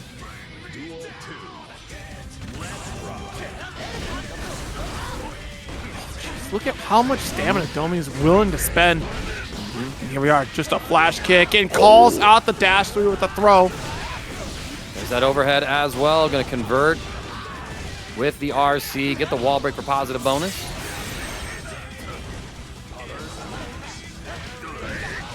Dunk. First stance, the overhead. Right, neither one of these players blocking overheads, honestly, though. Oh, yeah, no. Neither one. Nah, they're like, listen, man, my head is the safest part of my body. I'll just use my skull to block your blow. Domi, though, going for this RTL to deny MFCR the burst to put them into a guess or game situation on this hard knockdown. Run up, baiting out. Oh my God! Domi. Wait a minute. You sure the names aren't swapped out here, Asian? I feel like Domi might be MFCR, We'll see, but now MFCR survived that onslaught. Can you do the same, Domi? No, you can't. The cross up from MFCR. This is a set point for him now. Can Domi bring it back and take us to our first game 5 of tonight's Guilty Gear Strive bracket? The throw on the cross up. Those whites for you. Flash kick out. What's a flashback? I am so used to getting flashback. Clean hit. First of its kind here for Domi. Bro, MFCR sees the hesitation from Domi, immediately says, I'm going to walk up on your Oki and throw you. Chat, I need you to tell me somebody blocked an overhead at least once in the set, right? Surely. Oh! And this should be it. MFCR with the super into RC cancel. Covers the attempted throw from Domi, and MFCR will stay in winner's side. Y'all will be privy to, I'm just gonna. Okay, yeah. commentators with their little circles of confidentiality. We do talk in the Discord too. Yeah, true, right? Here we go, though. SQ talking to CPU right now live on this Twitch stream as we got Ramlethal versus Faust. This is big damage for SQ. Mortabot in order to get the wall-breaking hard knockdown. Schmicks him. Nice block. Back away. There we go. Already got the bounce here and a 5K to extend further. Let's send the super just to clean it up. Mouse indeed. All right, so SQ getting the jump in. Nice confirm off of it as well. Take this full hit right here. Rock the Reaper, cassette harness. That's bars. It's probably one of my favorite nicknames now, or just taglines. Just gotta go by that. Tap Dust. Extension here from SQ. Still gonna get at least one sword. It doesn't even matter because the Shatter will bring them both back, and that is a said and done. Faust here, the RC for good measure. Man, every time Faust is on screen, just feels like he's just getting beat up, man. Like we're just not seeing the doctors get their time in the spotlight to be victorious or anything like that. This is a bit of a hard meta for Faust. I feel like there's a lot of matchups where it's, you know, hard for him to really thrive. I mean, you know, like Potemkin's like one of the top 3 characters, and we see how his flicks now like completely negate items. You know, like, it can't be a good meta for Faust. But, you know, shout outs to all the players, right? Like Lurry that we got to see earlier, CPU. My boy Pip Gaming out from the Colorado scene. I know that boy lives in Wyoming, but he's mine, y'all.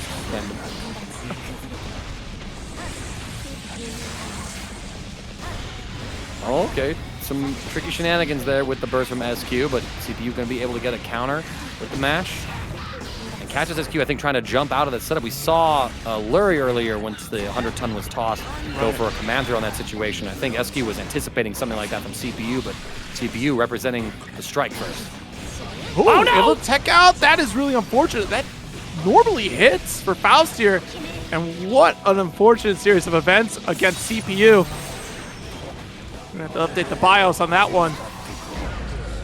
Oh, nice big. 60. Yeah, big PRC as well to keep SQ in air, but we weren't able to get the confirming kill. We'll be able to interact with the items. Hard knockdown here for SQ. We bait the Mortabot, but because we were in air, we're too far away to punish. Doesn't matter. The air-to-air goes CPU's way. All right. Showing a little life here in this matchup.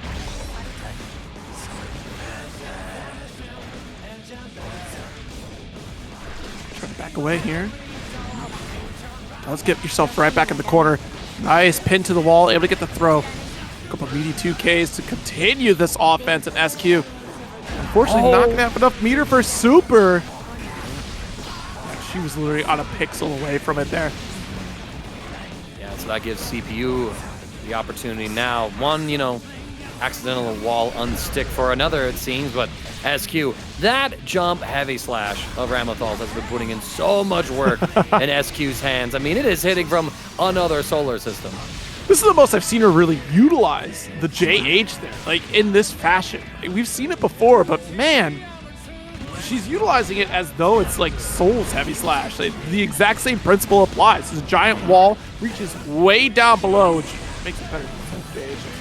Quite honestly, yeah. Big 6B here too for SQ, putting CPU into the corner. We got both swords available. CPU trying to dash block to close the gap. SQ with the immediate Mortabot to maintain some of the damage that she had, since she did have one sword left in Ramlethal. Get the same thing again. She's just hard cycling through these things, trying to make every single little hit count. CPU pushes the wall, but the super is going to alleviate some tension. Ramlethal, it's urgent.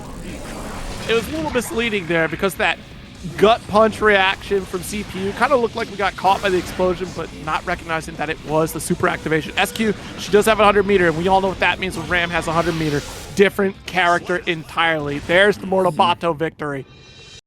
CPU, yeah, not being patient enough in that circumstance.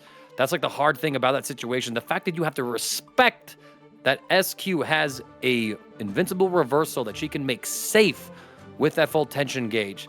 I mean, it sucks. You want to be able to go in there, start making your comeback happen, right? You got to hit SQ in order to beat SQ, but sometimes that's not the interaction to do it. You need to go in there, get her to expend those resources, and then fight to the next scenario. That's just like the give and take of the system mechanics of Guilty Gear Strive. Now here we are, Duel 3, SQ, 1 game away from qualifying in the top 8 winner side. Oh. Excellent 6P there. Corner position. What? The trumpet works in favor for SQ. And back throw too, going CPU's way now. Set up, we got the bananas. Banana is triggered. Now it is gone.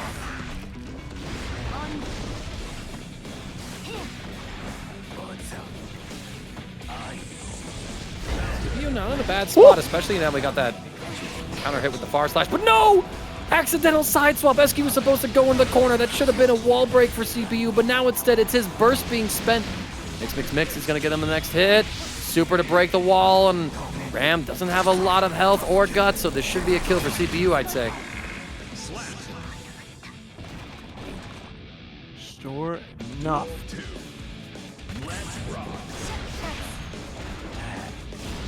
So punish. Probably spacing that pretty well. CPU taking grip of damage. 1 interaction, half a Faust life bar gone now. SQ with positive bonus. Ooh. Nice, didn't get that JS though. Dive kick there, bomb bag away, and still has that slash to windshield wipers. Get that RC to carry the corner, still has meter to boot. Let's fire off the proton cannons. Ripping through CPU's life bar, and now it's final round here of game 3. If SQ wins, she's in top 8 on winner side. CPU would have to play 2 more sets in order to qualify. Not 2 more. No, yeah, just 1 more set if I'm finding this right. No, actually, yeah, it goes down there.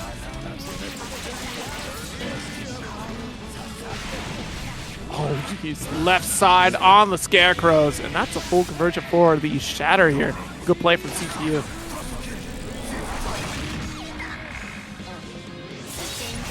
Our knockdown, CPU has a chance to close this game out. Chooses to back off instead of go in.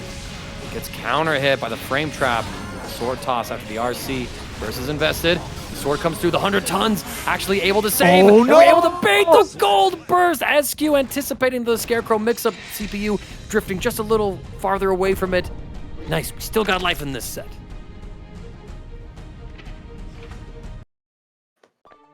Is unfortunate. Yeah, CPU's thinking another step ahead on what could be the last option for survival for SQ, and she sure enough spent on that burst. Not trying to play around with the guessing of the left-right scenario, which did not quite happen, and that's such a snap decision you got to make there. There's no room for hesitation once Faust does a disappearing act in such a way. Here we go. CPU finally getting game on the board. Is that enough to stop the momentum that SQ has, though? It seems like CPU is finding ways to navigate through this, but now SQ already has, oh no, mistimed the media of rock. So that is a burst invested from SQ, but her reward is keeping CPU locked up in this corner. And CPU, I mean, just kind of fidgeting a little bit too much. Good block on the tap dust. Gets a big counter hit as well. This will be good damage. We missed the just frame, though. A little on the table left, but still frame trap. Catch, 100 tons, multiple overheads into a dust. As soon as we land, absolutely foul. Nobody blocked that.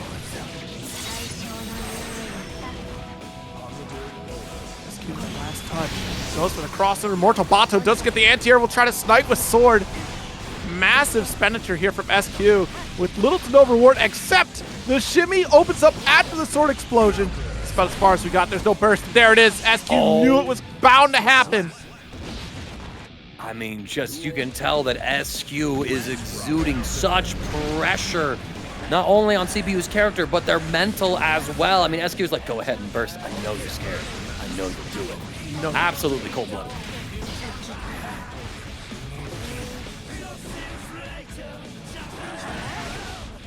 Right, nice.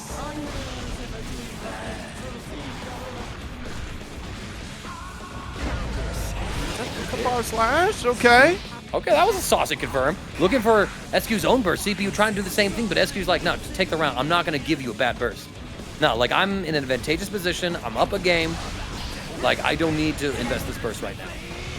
It's always ideal to try to route your combo where you can try to call out a burst bait, but also continue converting that combo to the finishing kill.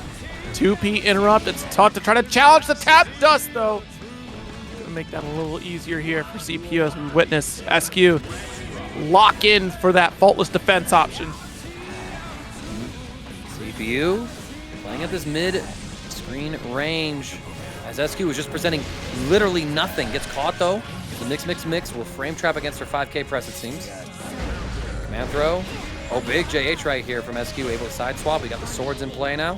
What a 2P to check before we're able to get the rock out. Okay. 5P, mix. Oh, and a brave 5P back, and you try to get as far away as you can from the mini Faust. Get the shatter before it has an opportunity to go to work. Big pickup right here. SQ will spend her burst. Oh, the gold burst able to dodge the sword, but now CPU doesn't have that resource in order to deal with SQ's offense. 2P is going to check. Run up, the sword's still on cooldown. We get frame trapped by Aralumo, and that is it. 0. SQ will qualify for top 8 on the winner's side. CPU has to fight one more set for their chance to get in. We got time to run one loser side event as well, so check it on out. This isn't to get into top 8. This is between 9 Moons' Lolo and Clone, so we finally get a Slayer on stream, actually. I remember the $1.50 hot dog, so I've definitely commentated Clone before. Winner of this has to take on Krieg to get into top 8. And Lolo starting out pretty well. We got the Thunderbird down, going for the jump-ins. Good defense from Clone so far, blocking the highs and lows of the Behemoth Typhoons, but where's the opportunity? Strike back. SQ can't go to Arc World Tour. No, she can't afford it. Y'all, I need y'all to sub to her, do everything to her. Like, just someone get a GoFundMe going for that girl. Like, she deserves it. 100%. Big charge here. Push forward. Lolo trying to answer back. We saw Lolo earlier, actually, against SQ, and wow, big counter hit. Big damage here with the pile bunker loops. Get the wall stick as well. Super Mappa Hunch to break the wall. Hard knockdown now, so Clone. Oh! Slayer's hits are just so beefy. Oh, God! Oh, that's a round. That's a Slayer round, all right. Like, duality of man. Duality of Guilty Gear. Oh, tap dust. We didn't have anything off of it, but at least we stopped Goldlewis dead in your tracks, and that is a fortunate Behemoth Typhoon to go out there against Clone, because we left that leg out there for quite some time. Oh, geez. Big swing. Another one. The Tornado of Doom. Ice with the 2P. Okay. And bounces right into the drone. Swing. Such a shame. Beautiful shatter here. Good round and game for Lolo. Great answer back. And again, that layered offense, calling out the approach, setting up the drone is such a brilliant play because it gives time for the Goldlewis to watch and see what the opponent is doing while they still get a free walk down against their opponent. And that is the timing that we had to call out the Dandy Step Heavy there to get the 2P, but also PC Genshin with the $50 contribution. Thank you so very much. Greatly appreciate it. Players will definitely enjoy that.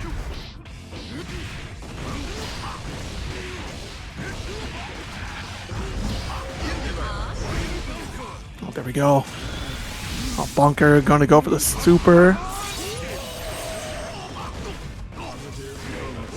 Jumping in there with the BSU RC to finish the job.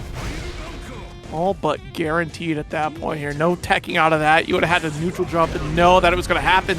But it being the first time Clone shows that, I highly doubt you'd be ready. It's one of the first time we see this 2H even.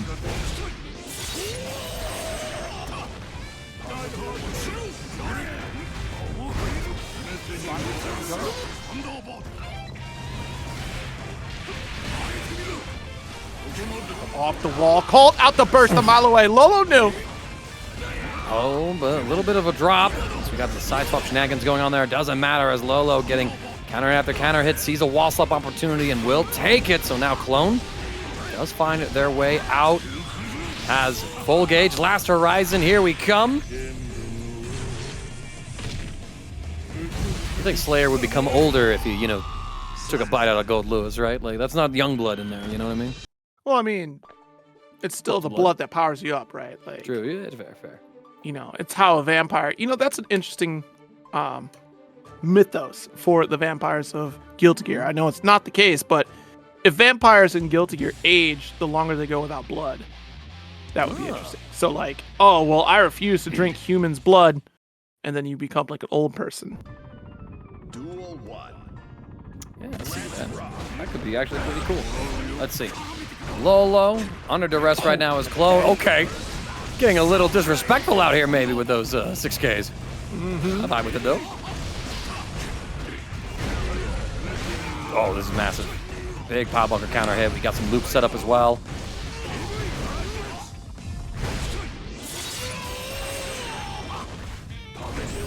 Wait a minute. One touch is what we need. It's unfortunate that it wasn't enough, but the 2P, keep calm, cool, and collected. Clone closing out with one more round to go. Nice check with the far slash. Clone's backdash will got him escape. Master's hammer.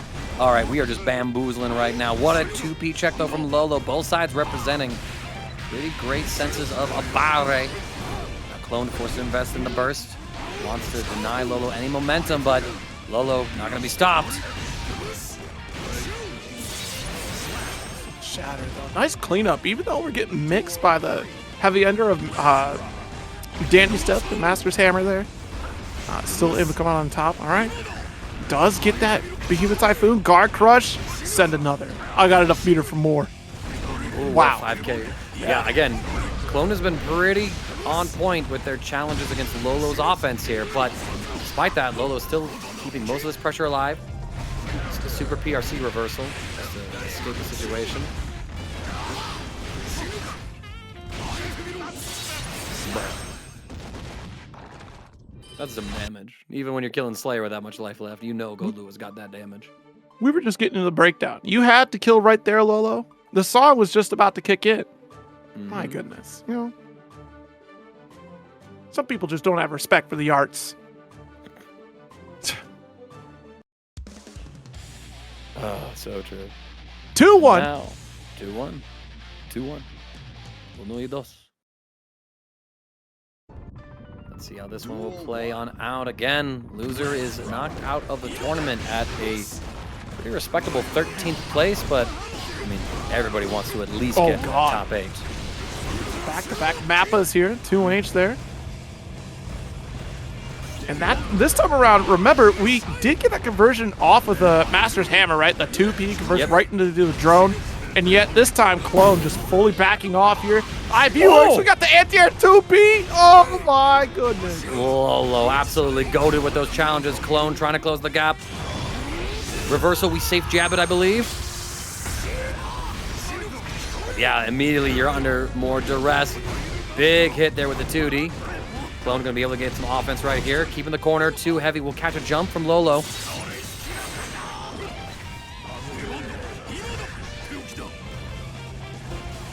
Here we are. Boy, the drone does not want to interact with the mix that is both Goldlewis and drone. We'll take one over the other, and Clone, because that patience does get the snipe against Lolo. Start 2H does get hopped. Lolo gonna be pushing Clone into the corner. They trade, but Lolo able to get the knockdown, which means Clone still put against this wall.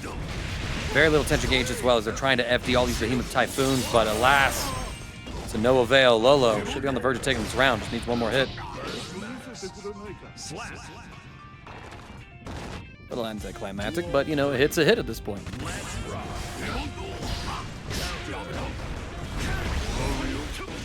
Okay, there we go. Wild Assault with the close slash. Consistently, Lolo getting caught by those 2 heavies once Clone gets spaced far enough away. So Lolo a little uncomfortable on defense, trying to find these jump outs. The jump in from Clone, big opportunity right here.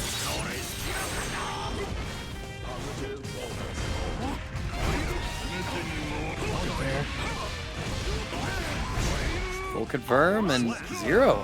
It's finally happened. It's our first Game 5 on stream tonight. We're there. Absolutely. Oh, yeah, the Arc System Work stream is happening right now. They're giving that Road to Arc World Tour stream. Actually, that should be on the 12th, not right now, excuse me. 6 p.m. Pacific. So at least talk a little bit about that. And a special Venom announcement is what they're going to be talking about there on the 12th. It'll be Braun Mitchell himself out there hosting it. All right, Clone with the early burst, still able to catch with Danny follow-up low. And both sides have spent that burst, and it's Clone who has the edge on offense, putting Lolo into this corner. Bruh. Master's Hammer.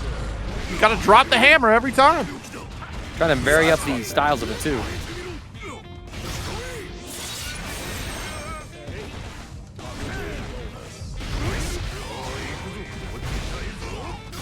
One loop, two loops.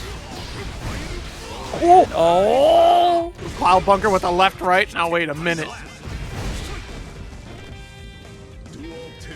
See, no one's respected. I wanted to make that Marvel joke, but it's a Guilty Gear character up by the name Venom, not our symbiote attached to Eddie Brock.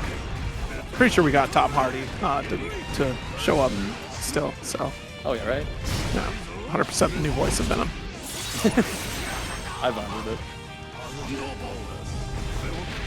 Oh, see? And again, we hesitated for doing that on the previous interactions like that. The full screen drone, and this time around still trying it out, seeing if it's there.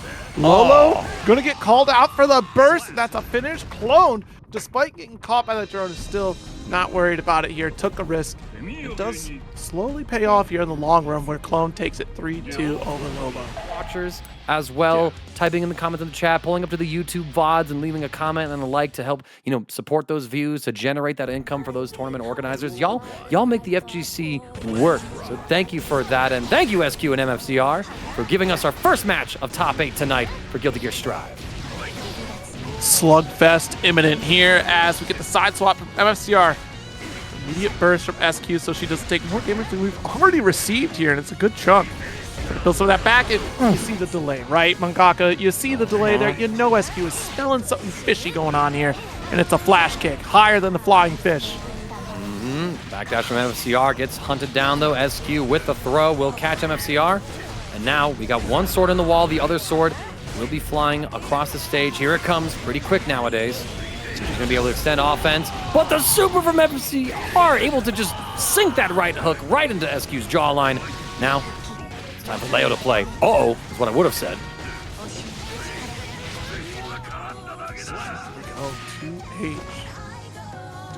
Finishing the job here. Cosmico, at least I was subtle about my shout out to that. You just dead ass saying the whole thing in chat. That's OD. SQ, taking MFCR through the wall. YouTube's confused. Get in Twitch chat, YouTube. Or YouTube chat. We're not YouTube. Oh, I wish. We are on YouTube. Yeah. Crap. Turbulence! Prominence burn! Let's go! Endeavor! Number one hero now. Spoiler. What? I gotta think of great, we're just gonna make this a spoil-filled stream, huh? It's been a long time removed. You don't know that. True. This is also very true. yeah, he's just coming up here being like, yo.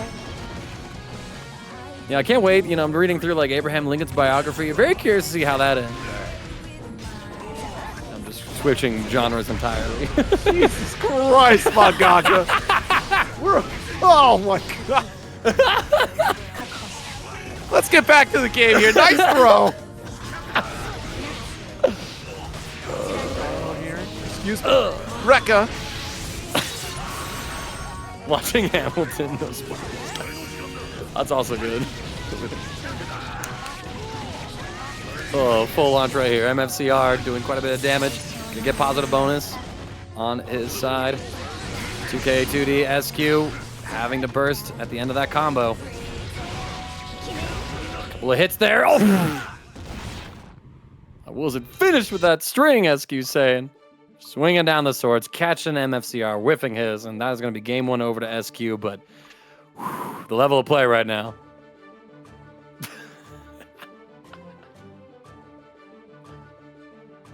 Oh man, Zero, that cracked me up. It's true. What do you think's gonna happen in Monster Hunter? I hope they don't hurt the monsters. Man, what's gonna be into that one?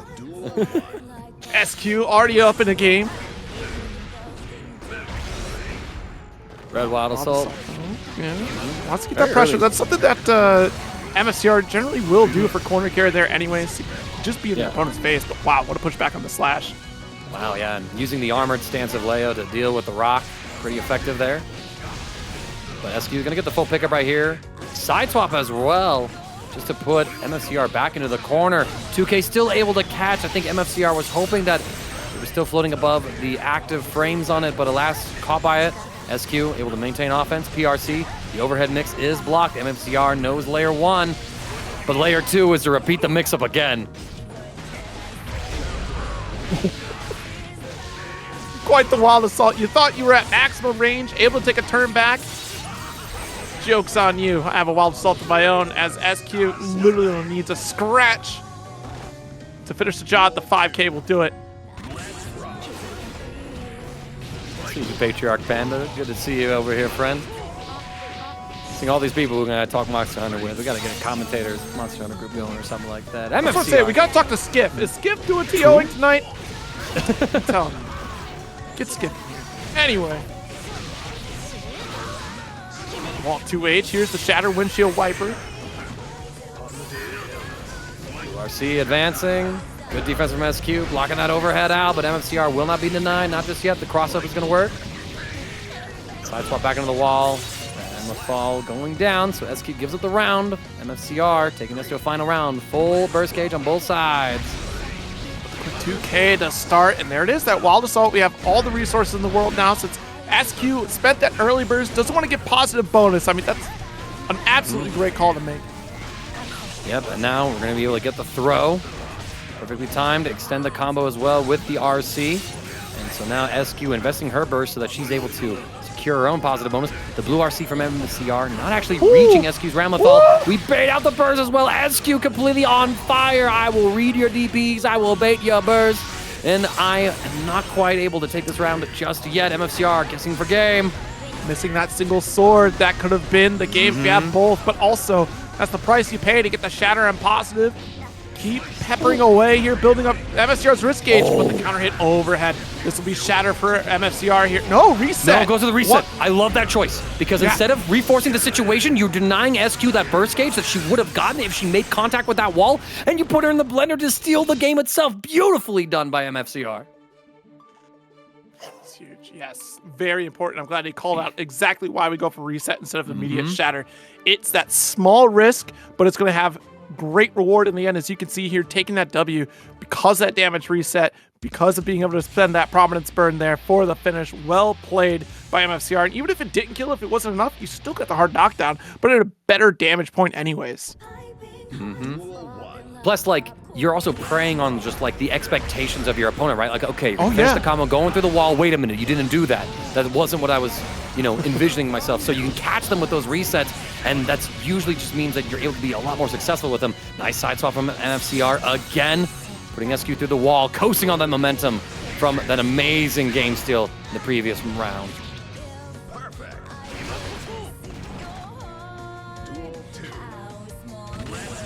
First round up here. MFCR with a quick 5 key to bring SQ right back down to the ground.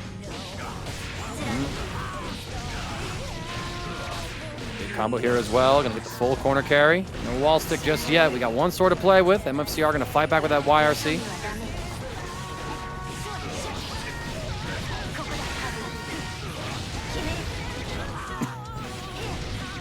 Mortal Death Frantic. Goku in chat. Try to fit in the Goku lines when MFCR just levels up. This. What you're seeing This is what now I is call- my normal state. And this is what I like to call further beyond the Super Saiyan. Otherwise, Super Saiyan 2. Oh, you come with that yourself there, didn't you? Yeah. All right, cool. 2H with the turbulence. Yeah, nice timing for that burst there.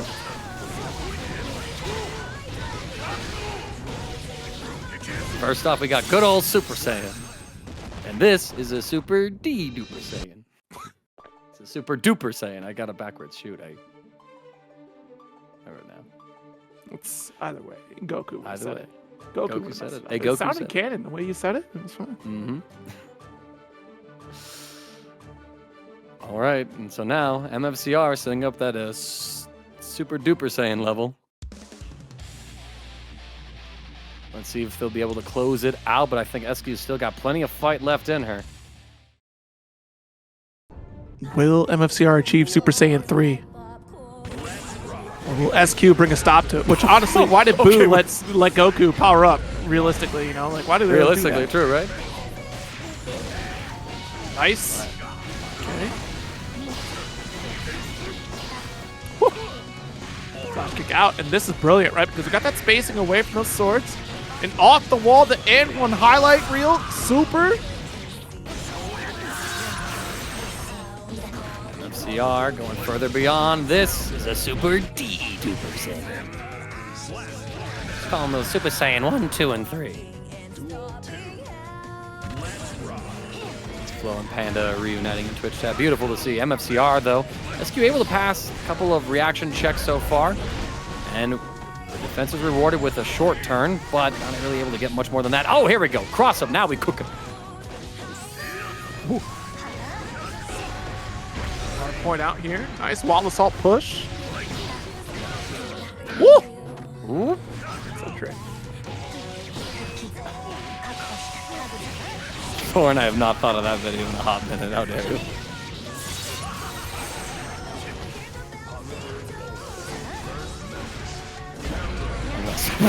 Damn, Zero! Does get the Rekka series there. Sword toss 6H with the explosion to support. Saucy combo, SQ. If only had another sword to finish the job. Again, the situation, but SQ able to completely disengage. MFCR investing the entire tension gauge for that super PRC cancel, but SQ still getting the victory in the end. I swear to God, Hibiscus, if we start to see more 2Ds right now, Right. you get a 5-second ban from chat. 5-second ban, but Garlongo, thank you for the subscription. We never ban you, Garlongo, for your subscription. Okay, SQ getting the rock set up. Swords are trying to regenerate. Here comes the burst. SQ getting the run up here. Mm-hmm.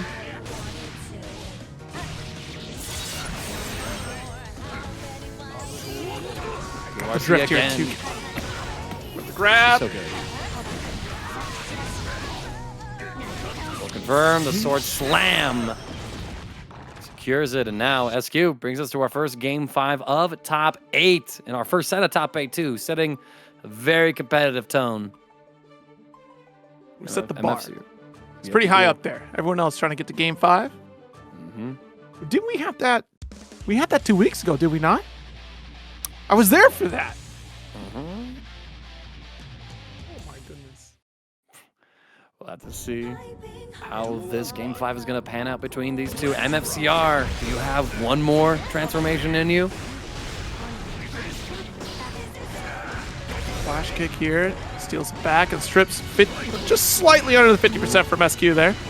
Yo, left side, right side. What's it going to be? And SQ still able to block the 5K, catching the walk back. The block of the cross up, but MFCR staying on the same side. SQ getting caught by a couple things here and there. Good confirm again from that jump. Heavy slash. Take the turn with the sword. Catching MFCR on a counter hit. I think that was an attempt at a flash kick, but he didn't have the charge long enough, and so he just got to jump normal out instead. My theory, anyway. Burst away there. Guard crush again. Not too worried about the left right there. Your back's already against the corner. It is the risky situation of when do you have to stand up, right? It's a very low jump arc that we had the JK pushing out. Still getting crushed by sword pressure. And the overhead as well from SQ. The last little check. Both of the swords were down. There was no meter, no burst gauge to extend that pressure. The Hail Mary works out for her. MFCR going to open up this round. Big counter hit. Now we're in the Leo Vortex. He's cooking.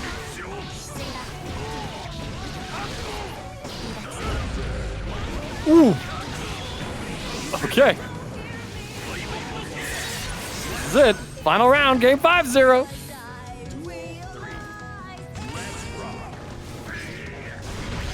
Point out here, nice. The block just in the nick of time there.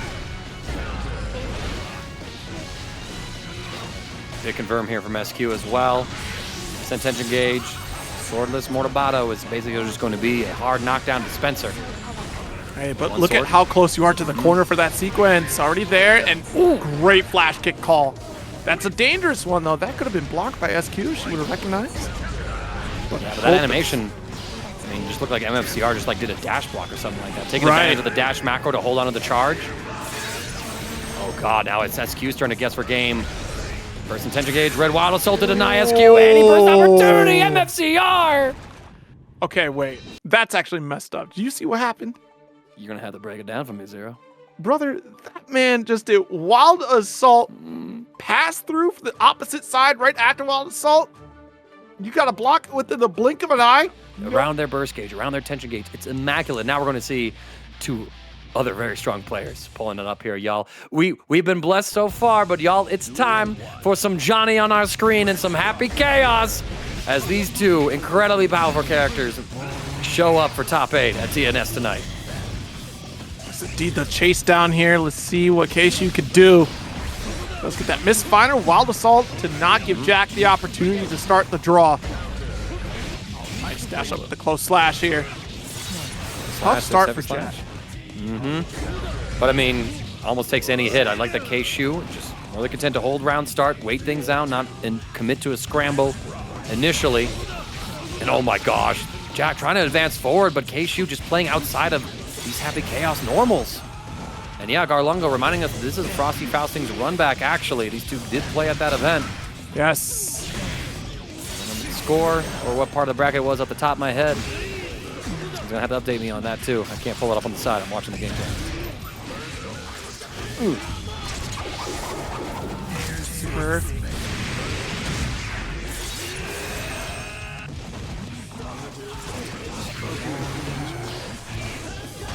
Verse. Good defense. Everyone gets hit by the throw.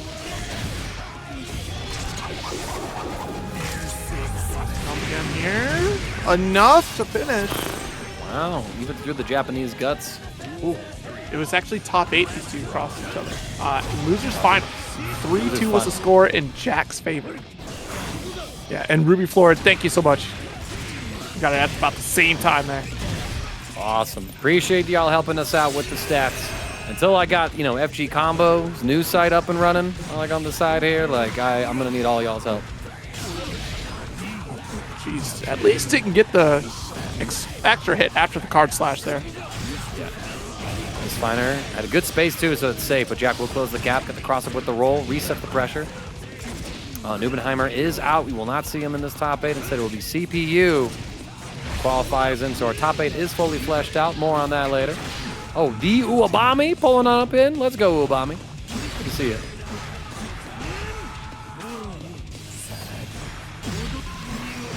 Slash, nice. FD to survive. Look at that risk gauge, though. The next touch does kill. Yep, and there it is. Oh, but the burst. Yep. Oh! Just like that. Flip heads or tails, and well, Johnny struck the head at least, and thus 1-0 for Kshu.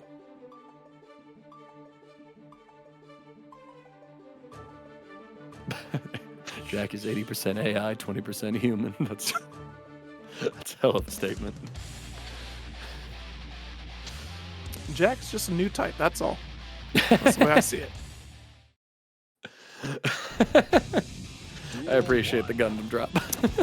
As always. That's what I'm here for. That's what I'm here for, baby. Oh, jeez, dash up with the slash. A little bit of that misfire action. Able to get the approach with that gunshot. 5K to carry for corner. Oh, but not close enough. Needed one more step for that 2S pickup. It was pretty low, though. That gravity scaling started really kicking in. They got the card set up, tapped us as well, so Kshu going to be able to put Jack into the other corner. Not going to break the wall just yet. We prefer to run set play here. Multiple overheads. Good defense from Jack, though. Oh my gosh, we try to swing with that 6P, but Kshu instead blocks it out, baits the YRC to maintain their turn on offense at the very least, even if a punish wasn't obtainable. Now Jack on the back foot again.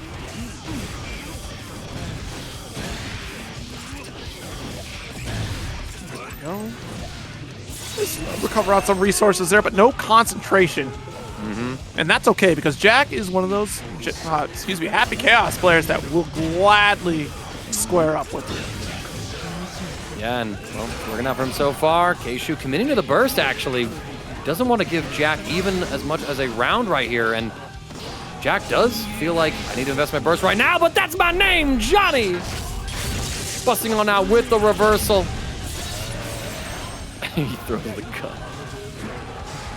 That's a good analogy, actually, Zero. I love that Twitch chat. JS, roll through. Block. YRC, get off of me. One bullet left for Jack. Plenty of concentration to play with. But the spacing, Kshu was just barely outside of these normals of Jack's.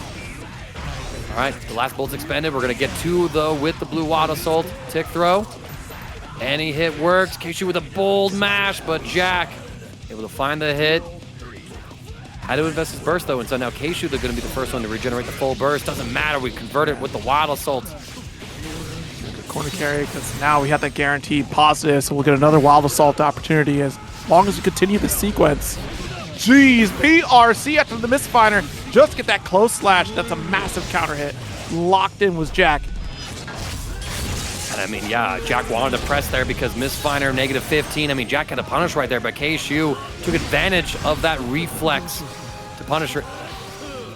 Bro, oh my God. That 5P. That is like, bro, that was the coldest way to finish that round. I mean, Kshu just flexing all these different PRC uses to catch Jack unaware time and time again. Kshuewhatdamoo up 2-0 on Jack right now. I'm kind of scared right now because when does Jack flip that switch? I think it's now. It's got to be now, right? Right? Or is it going to be in loser side? I don't know.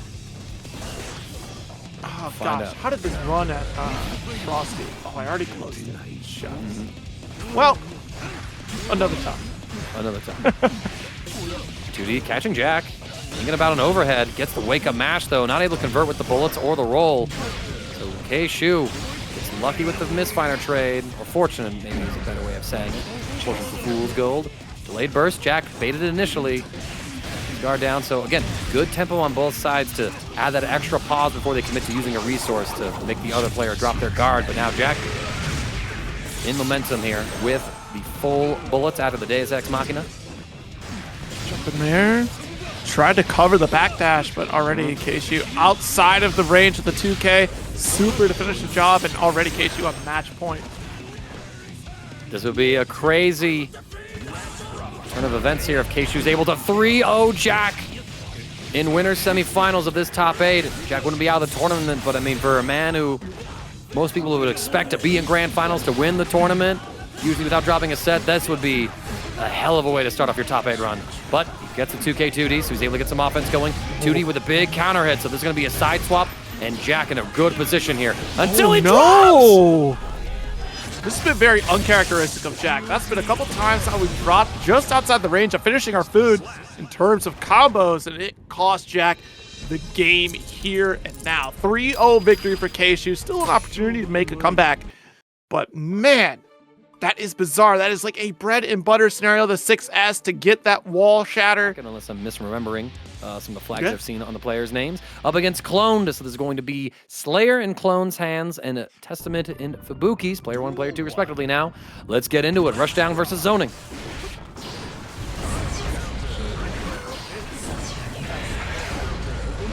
Jeez. Far press here, but the map a hunch to close, and what a throw from Fubuki. Good stand blocks here. Yeah, we jump over the succubus, not able to close the gap in time. Dandy Step gets us finally close enough for far slash. Clone to get the offense here started. Fubuki on defense.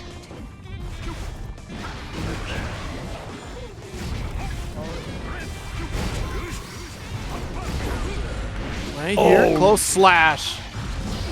And a reset. No, combo. Oh, combo, excuse me. Yeah, I thought it was reset too, then I noticed the counter went up. Yeah, the counter still so. remained at 6. Good call. Yeah, so. I mean, again, I fell for it too. Clone trying to close the gap right here. I mean, Fubuki, we're seeing that again. They're using that excellent teleport play of Testament to kind of keep themselves moving around, but it did cost them that previous round as they teleported right into a close slash for Clone. Starting off good, though. We got positive bonus cooking for Testament with punishing the Mappa Hunch with that 2K, setting up some Oki, establishing. Oh, man, the mental stack there, too. You got, like, the Crow flying out, PRC, and so Arbiter Sign's just that much harder to see.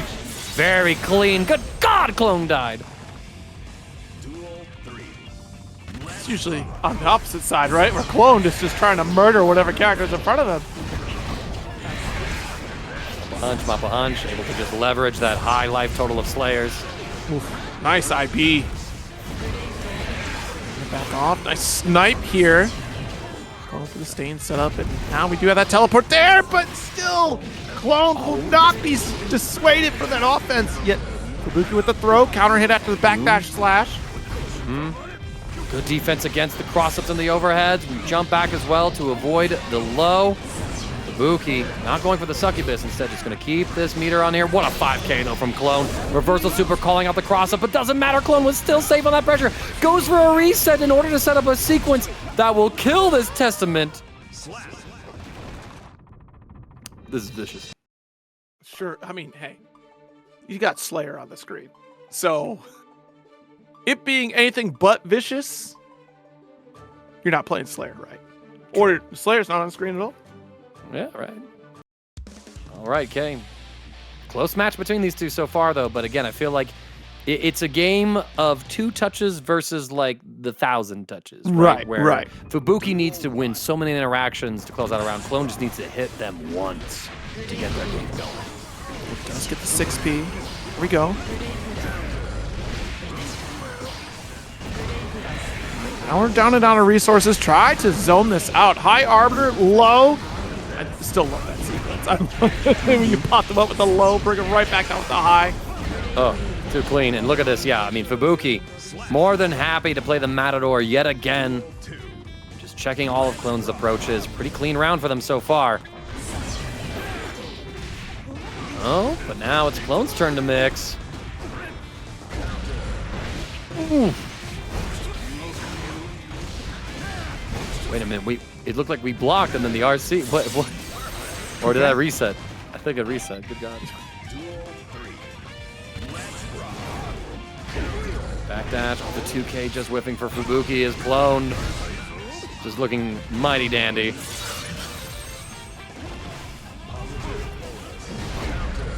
Oh, brave 6P to call out that hunch. Yeah, look at this now. Fubuki trying to play this slow. And Clone with the PRC getting close enough to get Fubuki to buffer up that teleport and saying, listen, I'm going right back to where you're going.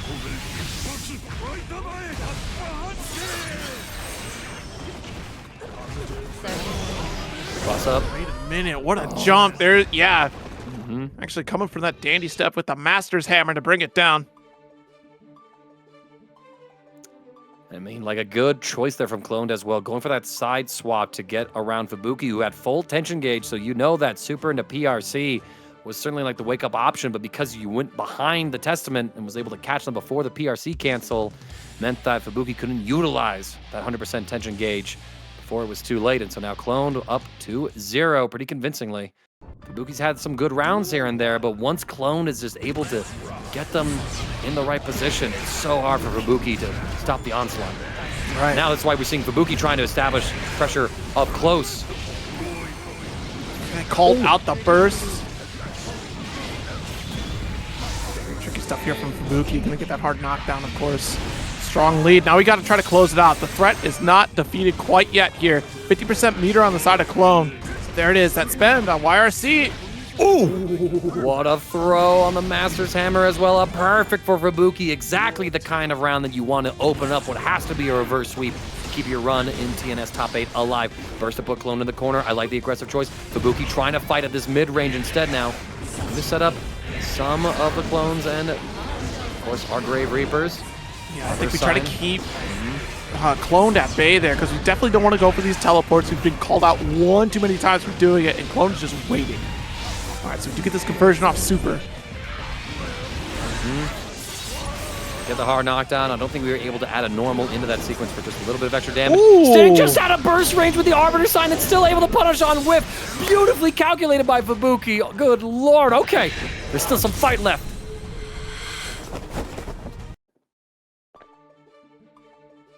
Very good call there, just outside the range of that burst.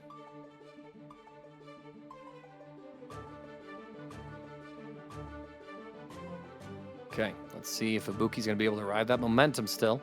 I noticed that they're going a little more aggressive now. They're trying to fight cloned at those mid-ranges now. They are still sometimes going for that zoning game, but they're also willing to run up or use teleport aggressively instead of defensively against clone. So I'm liking this change in strategy from Fubuki when it comes to their movement and what part of the screen they're trying to occupy. Another aggressive teleport will get clone to burst, and now that he doesn't have that resource, we're setting up the Reapers. We're going for the fake teleports. And Fubuki, oh, the adjustments look absolutely clean right now. Oh, still able to recover in time just for a close slash there. Sign, Arbiter sign. Ah! That's foul. That's so foul. Just keep going. Can't block all Arbiter signs. No mix. Double overhead from full screen. One of the buffs the Testament got in this season 4 as well, the increased range on Arbiter's side. Big boon for that character. They really appreciate it.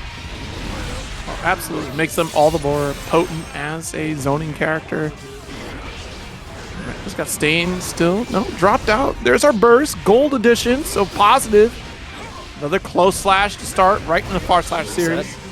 And nice. We burst just at the worst moment. Clone went for the RC to extend the combo, and Fubuki, I mean, just losing one interaction, snowballing out of control as Clone layered on the mix-ups. So now it's set point for Clone. Can Fubuki keep this going? Even the timing of the burst was a little questionable, right? Because now you put yourself with your back against the wall if the burst was successful. Whereas if you would have burst one frame earlier, you would have owned that corner position, been right in front of Fubuki, or excuse me, Clone there. Yeah, either way. Fubuki, yeah, in a really good spot now. Our knockdown, I mean, the Arbiter's sign gets her game, right? High low. Deflect shield, staying state to keep up the pressure. I actually like the fact that Fubuki targeted the deflect shield by going in like that. And oh! Shut it down. Grave Reaper from the heavens above, tied it up 2-all. Yep, and so Clone, now she had the lead earlier on with Slayer. And while the character himself has been doing Cloned a lot of work, it feels like she's not been able to adjust to Fubuki's approaches when it comes to Fubuki now fighting up this mid-range and getting a little more aggressive when it comes to their teleport timing. So we need to see if Clone is going to be able to adapt back to Fubuki. In fact, we go back to character select just to change the color. And, I mean, round start, Mappa Hunch to force a burst out from Fubuki. Okay, Clone. She's in a really good spot right now. Let's do this.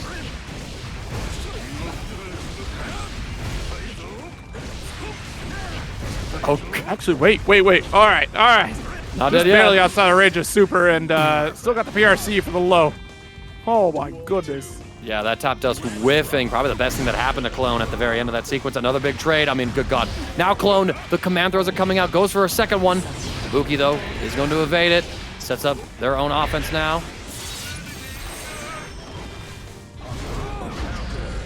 Wakes up with a hunch. Reset. Oh, finally succeeding with the reversal super.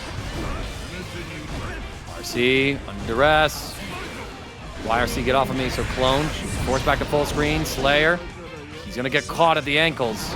Fubuki takes us to final game, final round 0. Here we are again.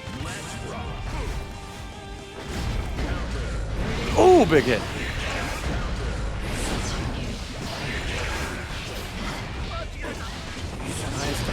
D. Again, we do have Stain to help out this pressure. Double overhead works out.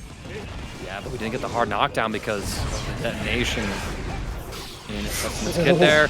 Oh, Clone, she barely missed. Fubuki with the quick 2K is going to close this one out. Welcome to the reverse sweep. Ate the burst as well.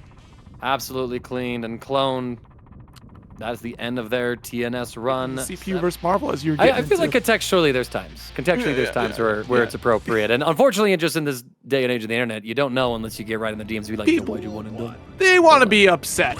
You know what? I challenge the internet to be happy. True. There you go. Very true. CPU happy to get this round started, investing half of their burst gauge into that Wild Assault to get Marvelo through the wall. Marvelo, actually, we saw him fall down to losers a little earlier tonight, but he's been able to claw his way into this top 8. Now we got the Ninja and the Doctor. In fact, I think we have an entirely unique top 8 in terms of characters tonight, don't we? Gosh, you're right. Wait a minute. What happened to the Millias? Millia, ¿dónde está? Burst away. Bombs out. Sorry, I just read like a good one's comment. Okay, Twitch ads is on point. When we're talking about rage quitting, the Twitch ad was for Huggies diapers. Oh, no. That's so good. That's so good. I had to shout that out. I could not afford to not acknowledge that. Marvelo going to be taking CPU into the corner. Big counter hit here, but no confirm off of it. Be fine for their life. Give it that 2K.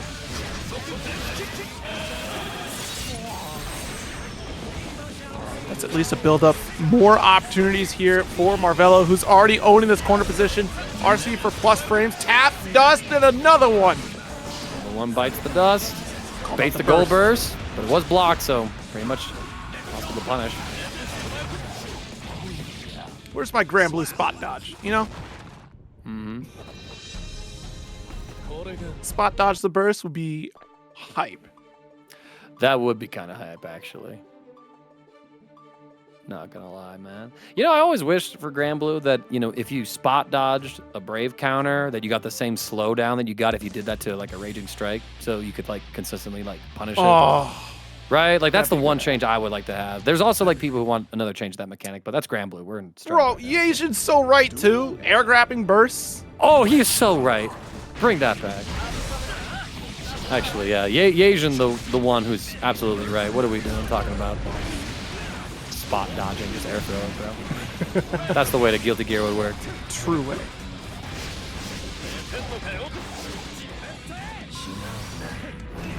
Alright, goes for Super RC here. Just to try to pressure out of the corner.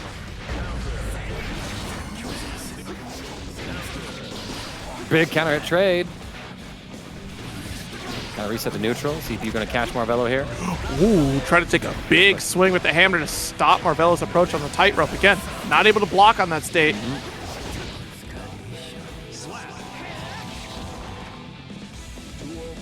All right. Marvelo again up on another round. We saw him actually play against a Faust player earlier tonight. I believe it was Lurry, unless I'm misremembering. And he did pretty well in that matchup as well, so...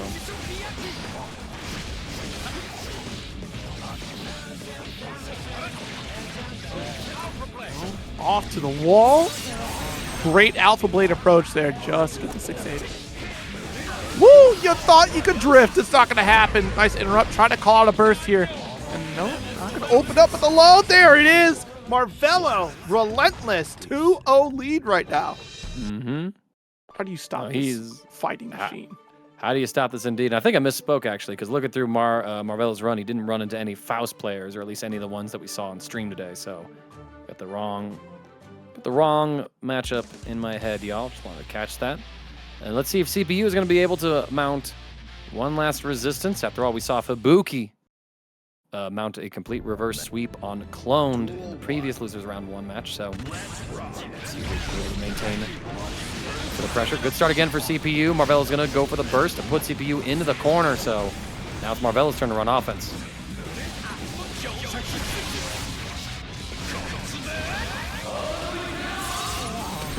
Shatter. Stacker pressure again. FD for your life and plus frames. Good attempt. That trade. Kind of fortunate here for CPU and the fact that we get that spacing away from Marvelo, who still sneaks in with a throw into RC. Holding on to the burst for the next round. Gamma Blade will be enough to break the wall and take CPU down. CPU just holding on to that burst all the way through. Wants to start off with full meter in this round. Checks the approach with the 2P. Trying to cycle through the items. Stagger pressure with the 5Ks, catching CPU.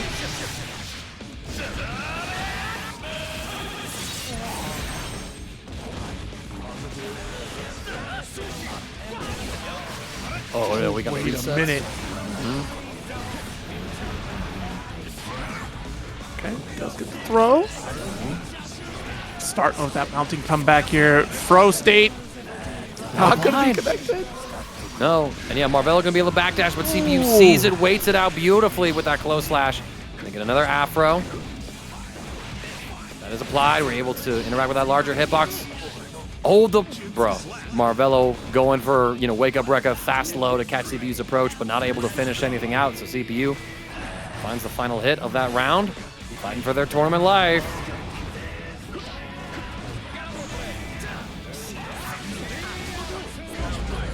Oh no! Beautiful counter hit. Marvelo gonna get pushed away with a couple of mixes with the JH. So let him jump out there. Nice! Fadeaway jumper.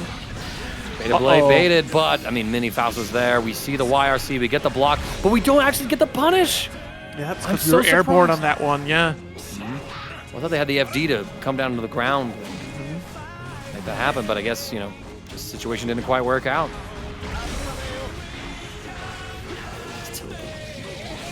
Ooh. Side swap here. Actually, CPU can't close this out. Yeah, and they are able to as well. Okay, CPU not going out without a fight. I'd love to see it. Keeping their bracket run in this top 8 alive. Marvelo had all the momentum going in there, but seems like CPU starting to check Marvelo's approaches, right? We're seeing them call out Marvelo's run on the tightrope. We're seeing them able to get out some of those long-range normals of Faust to keep Marvelo away. So let's see if they're able to maintain that if Marvelo can drop it down to another gear.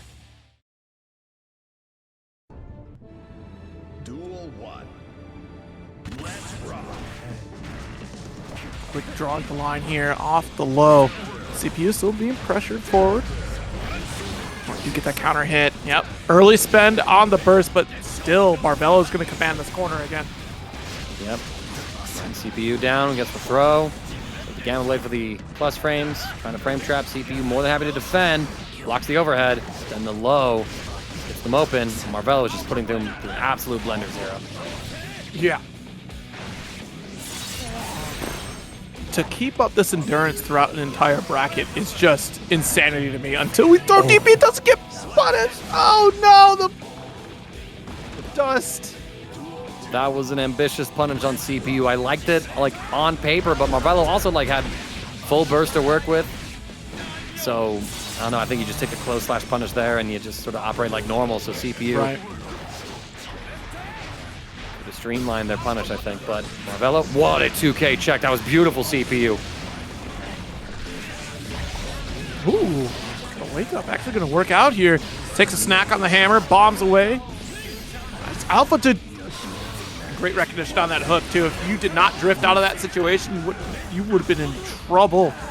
Defense so far from CPU, keeping Marvelo at bay, but Marvelo gets in there with the heavy counter hit, and now, hard knockdown situation, Marvelo possibly close this set out with the next successful mix-up. Gamma Blade, YRC, perfect moment. CPU has burst, invested in the wild assault, and then the deflect shield. Marvelo gets the punish, confirms as well, and he will advance on to take on Jack in loser's quarterfinal. A happy chaos for Marvelo to try to fight their way through. If SQ gets to play that game, it's going to be about closing the gap, but as much as we've seen Fubuki teleporting with stay in state, might be a little difficult to keep things locked down. We'll see how SQ plays this out. All right. See, right there, off rip, already has a teleport 2K as SQ tries to make the approach. All right. Teleport to escape as well. That is one nice aspect of this matchup, that Fubuki's able to plant the succubus in the neutral. Oh my god, the aggressive teleport. I think SQ is like, I'm going to wait around here in case you teleport, but then they were too close, so they were like, wait, what side would they pop up on?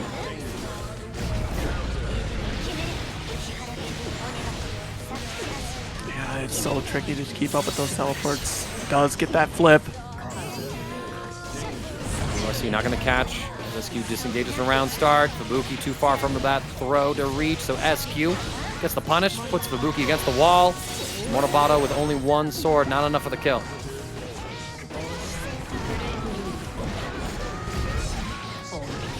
Oh my god. That was so sick.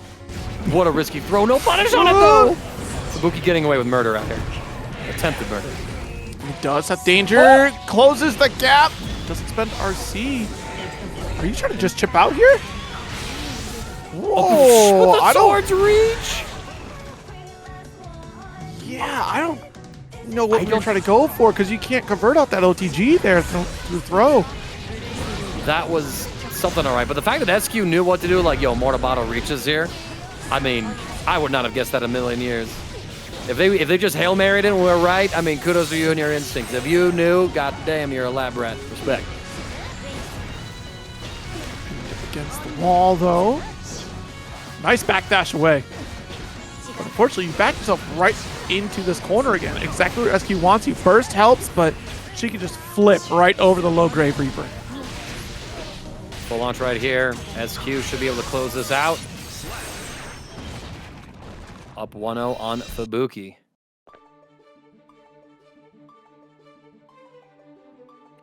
I mean, I feel like Fubuki is very much like knowing that, okay, I'm not going to be able to zone out Ramlethal. I got to go in there. That's why we're seeing these aggressive, tricky teleports in there to surprise jump SQ. Like, I want to see a little more of it as well because when Fubuki gets that offense going, I mean, I think it's a pretty good spot to be in, but I mean, it's surviving SQ's offense. It's going to be the real decider in the set.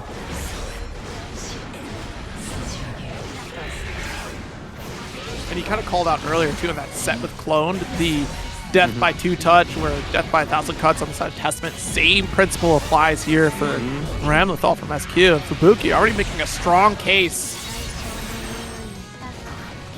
Number 2. Ooh. Tricky stuff that JS didn't connect. Yeah, and that New Testament buff as well, where throw pops sustained state, so we just have extra reward for it in those situations. But still not enough to get the kill. SQ with a miracle pixel. But yeah, guess high-low.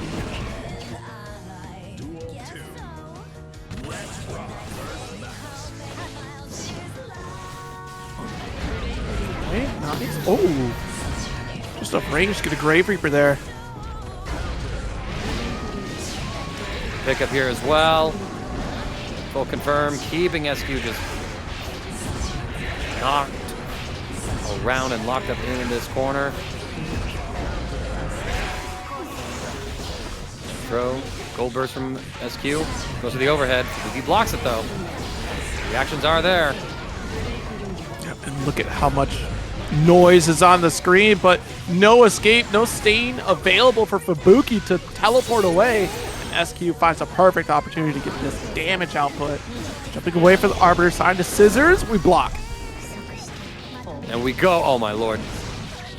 The OTG's just enough as well. Fubuki answering back to SQ, running a really good game right there. I think that's sort of demonstrating what their game plan has to be, right? It's to get SQ into this mid-range where Testament, with those normals, can also box against SQ and Ramlethal's immense normals and try to get the upper hand there. Yeah, I mean, especially having that 100% meter to have that eject out of the corner, I think was very important for Fubuki because that could have been disaster with that block super. Just SQ saw it coming, right? Like she saw that those are the resources you have available. This is the likely option you're going to represent. Nice 6B does call out here, little conversion. Catch the jump, keeping SQ locked up in this corner. Another jump. SQ still on the unfavorable part of the screen. I like the RC to stabilize from Fubuki. Also worked as a built-in burst bait. SQ does find the opportunity to burst. Fubuki now on defense. Teleport just to delay the fallen IED out after SQ commits to dashing in. Beautiful movement. Sniping away, stopping that forward approach from the skies. But he got right within slash range of SQ, so Fubuki gonna take a smidge of damage here. Still in danger, not quite negative penalty. Yeah, now we're going into the zoning style, and just like that, I mean, okay, I've talked about how SQ has been able to just completely 180 their playstyle, right? From like heavy aggressive rush down to just standing there patiently waiting for you to make a move. Fubuki's almost able to do that same dynamic, except they can go from passive at full screen to immediately in your face with these teleports from Testament. It's so beautiful to see. It's critical to recognize that Fubuki is not pressing the issue right as danger appears. They're taking their time before making that decision. They want to get in safely here. Recognizing the danger that they could be in, but max range away from Mortabato. Try to get the throw extension, but Arbiter will do just fine. Baiting the burst all the way through. SQ not going to fall for it. Holds on to it. Gets hit by the cross up. And finally bursts once we see Fubuki commit to that 6 heavy slash. We catch the teleport with the 2S. This is monumental for SQ. She needs to win this round. Oh, but the Arbiter side, look at that double layer defense. Not only did we send the Crow, but we also have a high Arbiter side. Keeping you blocking. Stand block would have been just fine throughout the whole thing, but I think it was the fact that we tried to duck at the last moment there or press another button in response. Beautifully timed on the layers as well. Just adding that visual noise and clutter to make the Arbiter sign that much more ambiguous. That's like some high-level tech where it's like, hey, how do I crack open a human? It's stuff like that. You know, the PC bot, not going to care. The AI that Jack is, they got the calculation. All right, Fubuki up 2-1 on SQ.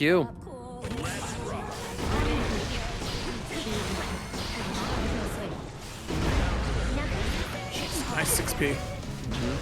Our crush there. A little bit of a shimmy to see if Fubuki's going to press. And unfortunately, going to catch a backdash instead. No swords, though. So the super reduced damage, but still a hard knockdown for SQ to play with. Goes up with the low 2S, pushing Fubuki into the corner. Plus on block with the rock. And there it is, the tap overhead after that backdash in the air. Fubuki following it for it. We saw that MFCR was able to block that all the way through. Let's see if Fubuki can make that adjustment.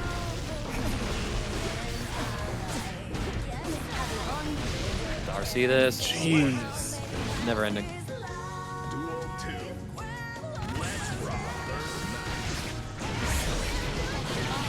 Wild Assault to chase through here, bursting as soon as it's available. Opens up that 2K, a little bit of a pop. So no full conversion.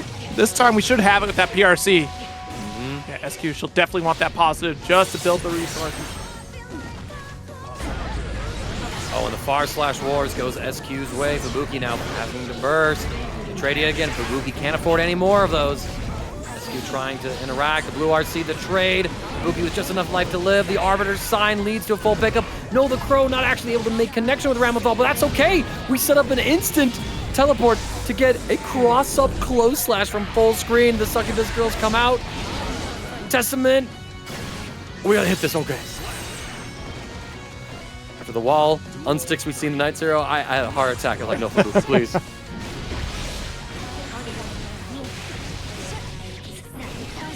Small windshield wiper. Sword actually catching the teleport. SQ in a pretty good spot. Overhead, nice adjustment, but the back throw from Fubuki now puts SQ into the corner. No swords. Mortal Botto is available, but SQ gonna instead escape with the overhead. Nar couldn't quite get the stick, so I guess SQ decides to take that moment of a pause. The snipe. Mangaka, I've seen it happen time and time again. That's where so SQ, good. she's just so ready to call out a teleport from Fubuki, and that is just a great skill to have. Nice 6P, controlling the pace of the match here. SQ tying it all up.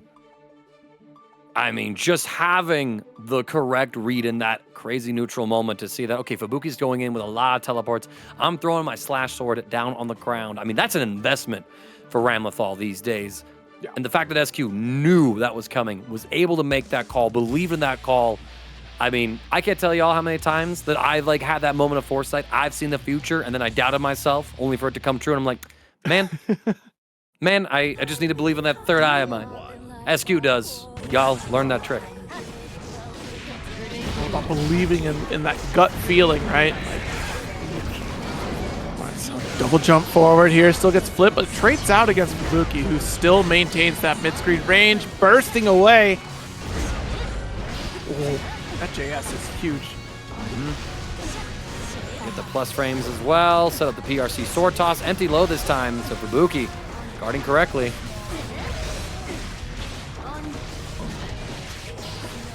A little bit of a dicey situation. SQ trying to get the hold on it. Fubuki gets the Arbiter sign. Huge pickup here. That's a lot of life that SQ just lost. We still have the swords on cooldown. They are starting to return to Ramlethal, and just like that, SQ has the corner.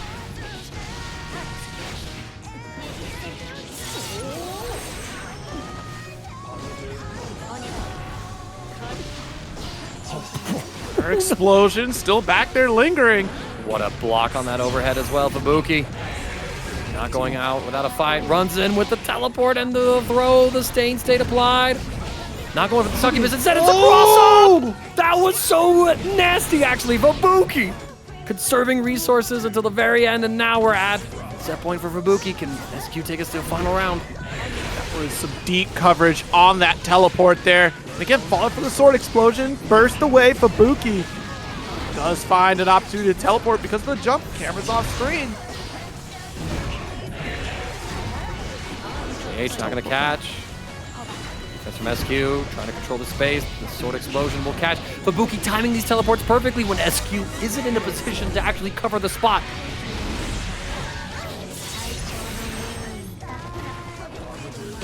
Knockdown, deflect shield, get off me.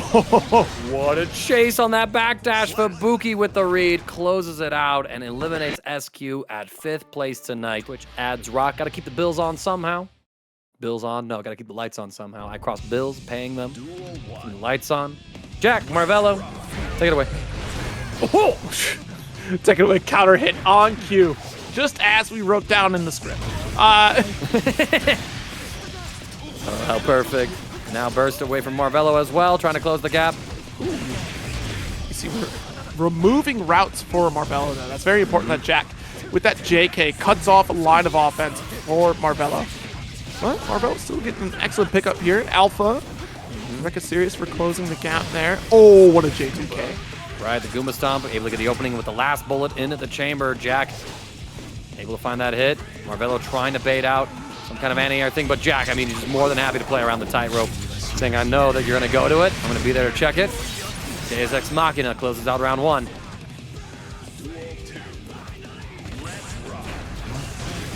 IB the round start there, but the roll still going to open up Marvelo. Waking up It with was the match. Kshu who sent Jack to losers Cosmica. Oh, there it is. After all those baits, committing to them, we finally get the beta blade out of Marvelo. Jack is just presenting the same option over and over again, letting Marvelo mix himself in that situation, it seems. Out of concentration, doesn't matter. We got the super to regenerate it. Big jumping from Marvelo, though. We ain't done with this yet. Goes to the cross up. Beautiful defense, beautiful mash. Jack up 1-0. Very quick cleanup there for Jack, who, quite honestly, has a mission, right? Cut down to this loser side very early on. That round 1 winner side of top 8. Let's see if they can make it right back up to the top.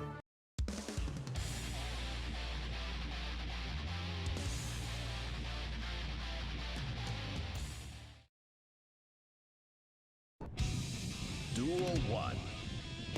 Let's rock. Marvelo going to the tightrope early. Gets a counter hit. Jack will burst. J2K is the menace. Oh my lord. All right, see, it's a menace button. Cross under close slash. We'll fix this. Thanks to the behind the back gunshot here from Happy Chaos.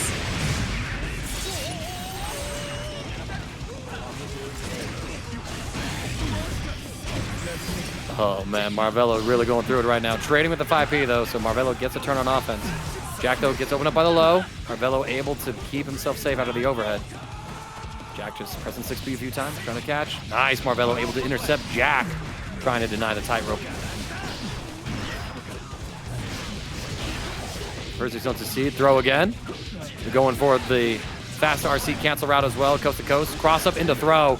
Jack's blocking on the right sides, but now Marvelo going into the next layer. Down to the wire on that one too. I mean, just constant record to make sure he can chip away at Jack. Cross up.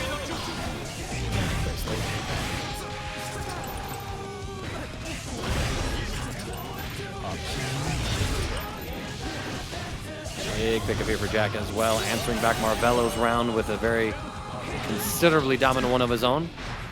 Okay, Marvelo still in this though. Gets the combo. Super as well. Okay, Marvelo could cook with this positive bonus, right? Like Jack has a lot of resources to his name though, so YRC and burst, so Marvelo has to scout out for tons of defensive options. YRC will come through.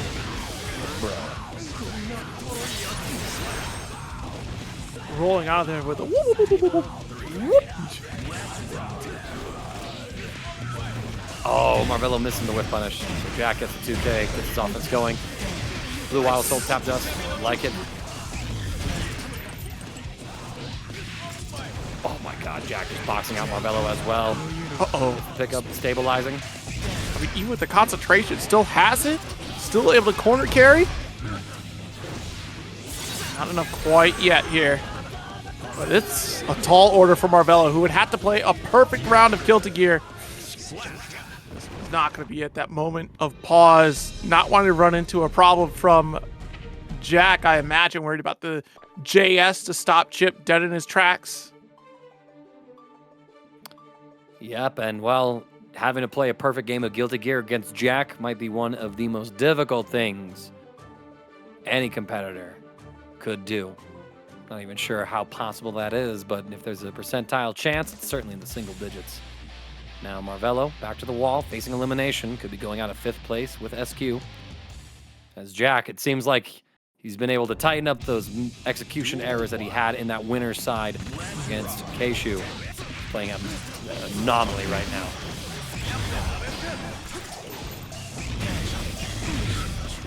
This is definitely tough. I was talking about that mental endurance, and it's also the endurance to kind of play at that high speed and being able to make quick conversions as Chipp. But you're also trying to play this dash block game against Jack, which adds on to that mental stack. RC tries to challenge out.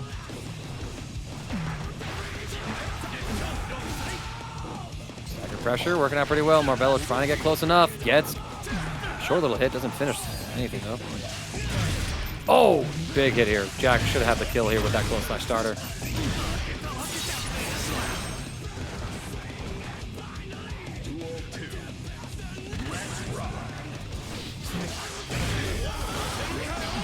Just blasting off here. Already down and out on the burst. Cross up roll. Bullet's not going to catch. Do check. No confirm off of it. Okay, Marvelo with the next mix right here. And Jack, I mean, I don't think I've seen a single mix-up of Marvelo's work outside of some throws.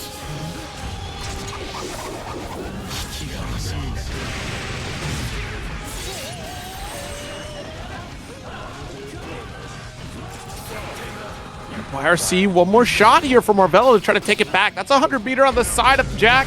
No need to worry about the pressure because we have FD for days. And the final shot closes out the run here for Marvelo. Jack 3-0 in what is one of the hardest sets. I mean, for Marvelo to really try to surmount here, huh? Ooh, like, see, like I can't. See, it's an inside joke for my family for sure. Of just like, what the whoop is a catchphrase. So I hear what the moo. I'm like, oh yeah, there it is. MFCR here versus Kshuewhatdamoo. All right, MFCR. TNS zone. Okay. We're seeing that, you know, at this top 8 level of play, people are ready to try and throw MFCR out of these whites. Kshu, we'll start off with that's my name, spell it for you. Plenty of damage there. Draw. Nice keep. MFCR locked in position. Into position, excuse me. I just rolled right through that as Kshu rolls right through what's left of the health of MFCR. 5K to check the approach. Gonna block the cross up as well. Good God, Kshu is defending like a machine against this Leo pressure here. MFCR closing the gap. Gets the backdash.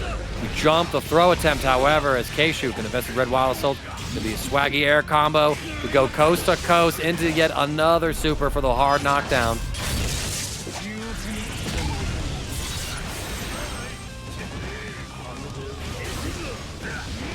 Enough for the throw shimmy. Oh, yeah. Open up here. Ooh, able to punish with that close slash. Takes the super, throws in between as well. Kshu not letting MFCR go for that later cancel that we've seen in the previous set. So demonstrating a good matchup awareness here. Kshu, I mean, came ready to play and ready to kill Leos. That's so sick. That is so insane that you're just that locked in that you threw MFCR both times he attempted the pass through in corner, and then you threw the super in between the following hits. Look, I'm with you, Yoshi. I'm not brave enough to attempt to throw that. Kshu just knew. Like, Bro, That's foul. you got it.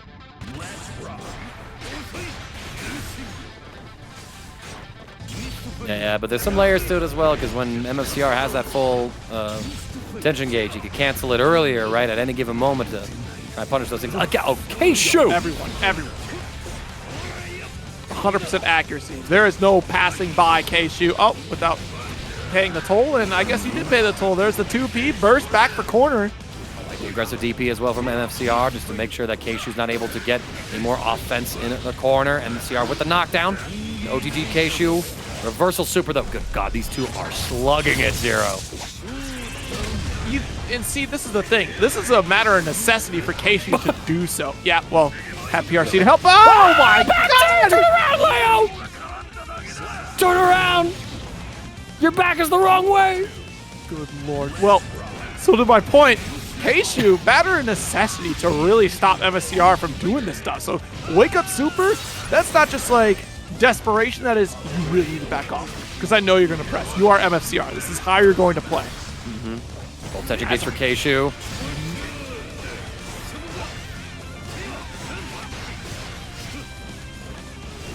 Kshu just holding this mid space of the screen.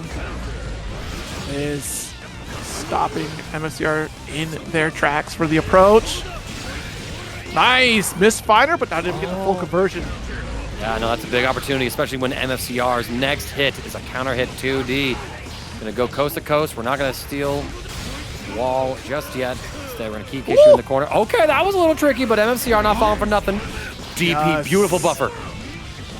Huge. Getting that opportunity with the PRC, and what a backdash on the overhead. The movement from Kshu. 2-0 lead over MFCR in this winners finals right now. Okay, between the 3-0 on Jack and what is happening with MFCR right now, I mean, Kshu is making these incredibly strong characters look low tier. Like, just beautiful timing on all of the defensive options, backdashing the overhead perfectly to then get the punish on it. That is so wild. Oh my God. Duel 1. Let's rock. Just too good. Great reactions here. Backing off. And the forward approach from MFCR. Smart call here to avoid the draw. Doesn't want to get caught in misfire guard crush, but will still get pushed back with another miss. Yeah, and MFCR not really on point with the dash blocks either, taking a couple of these misfiners right to Leo's face. Kshu stacking on the pokes. Set up another card. Nice DP though. MFCR back in this. Red Wild Assault. Oh my. That mix that was used to close the set against SQ. Kshu sees right through it.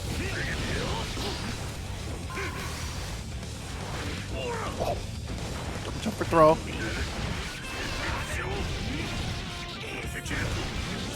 The shatter. Oh.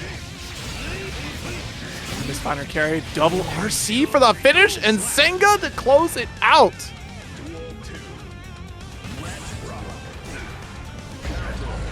Close slash here. Big start for Kshu. MFCR burst comes online. We spend it immediately. I don't blame you. Good 6B.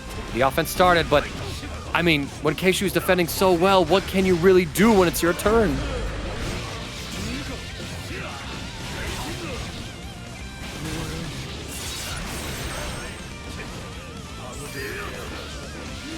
Drift. Okay. For the OTG.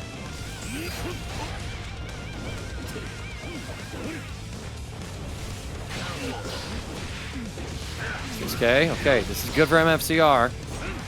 Taking this slow. Kshu gonna start swinging the normals, but MFCR being a lot more conservative when it comes to some of these mid. Oh my God. Kshu.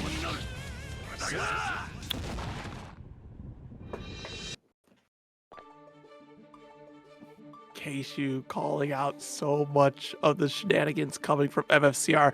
A complete dismantling of that offense. I'm just in awe. Like, goes up against MFCR. MFCR, no one to worry about in terms of a run back here in the bracket of, top 8 here, but, some threats certainly remain. Yeah, but this is a run back for Fubuki, actually. It was Jack who sent Fubuki to losers in the top 8 qualifying match on winner's side. It was 3-0 for Jack off stream. Let's see what Fubuki can do when the camera is on them.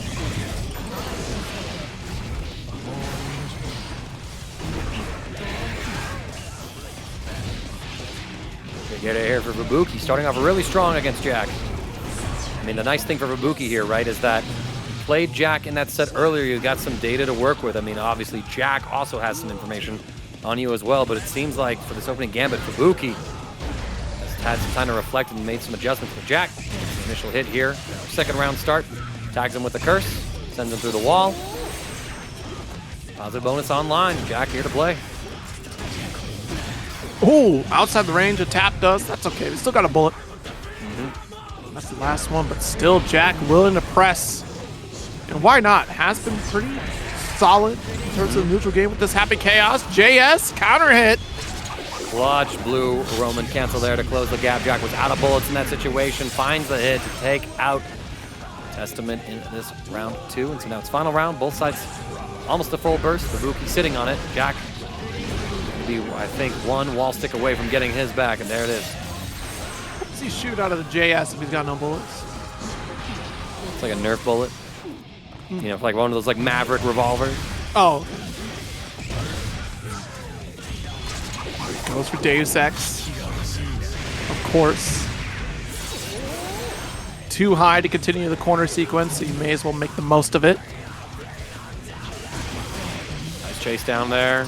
Jack gonna get the combo. Baits the burst as well. He put the gun away on that jump. It's a wall stick. Catches that with a Deus Ex.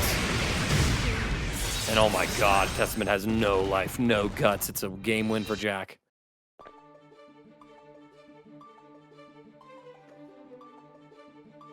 Oh, it's so devastating to watch the roll from Happy Chaos. You know what's coming. It's inevitable. So now it's a matter of finding your timing to block it out, but you're thinking of what's happening in front of you rather than when is the roll coming, and you kind of just lose sight of it because it just happens so fast. But man,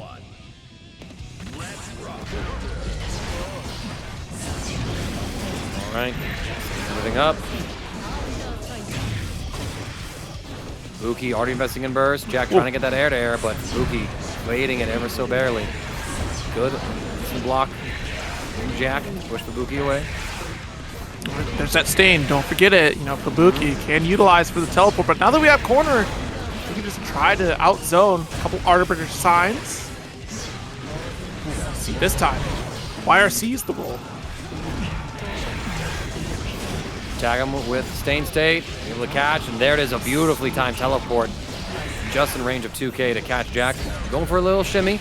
Good 6B on that blue Roman cancel as well. Fubuki taking a hard-earned round on Jack. Maintaining that full screen position too, like not giving any approach to Jack, who this time says, you know what, I'm not going to try to outzone you, let's just brawl. That seemed to work out in the first game. It's working out game 2, round 2. Ball the gun, jump. Jack trying to close this gap. Fubuki setting up the projectiles. Beautiful interception on the teleport. Yeah, Jack. I think the first time we've seen someone like react and check it with a jab all night. I think we saw a little bit earlier, like some jabs come out from, I believe it was a Faust player that challenged that out there. That would have been Lurry that did that. But no conversion after, not like Jack at all. So.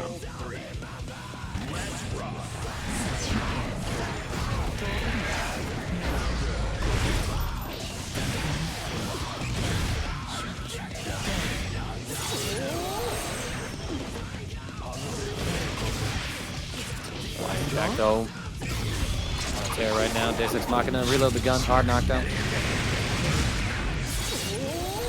I completely made that up. There was no Faust in the path of Fubuki at all.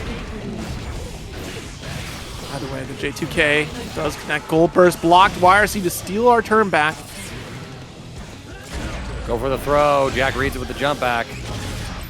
2-0 lead for him so far. It looks like the second verse is the same as the first, compared when these two players last encountered each other tonight. So Fubuki facing elimination now, about to be double jeopardied by Jack.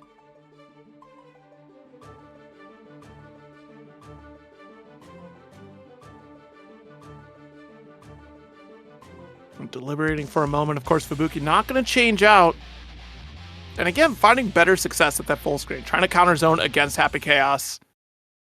But with the fact that Jack is just not afraid to close that gap against Fubuki and just not afraid to run out of bullets to do it, right? We'll just keep running at you, fire the whole magazine, keep playing with that close range pressure like we're about to see here and now. Nice 2S press from Fubuki. Gonna catch Jack with the Arbiter sign. Not able to get a pickup though with the teleport in. First suspend very early by Fubuki. Grave Reaper. Going to keep Jack away. My God, what a 6B. Yeah, actually, this is one nice element of the matchup, right, that's changed since Testament's Arbiter sign can go full screen, right? So, like, Jack trying to reload some bullets. Previous years, he was safe there, but Fubuki can actually just catch him doing that at full screen. So, nice little element that not only improves Testament as a zoner, but also makes them more effective as an anti-zoner. Again, trying to close that gap. Now that burst is off the table for Fubuki, Jack will be able to find those comfortable hits off a counter. That solid conversion through wall.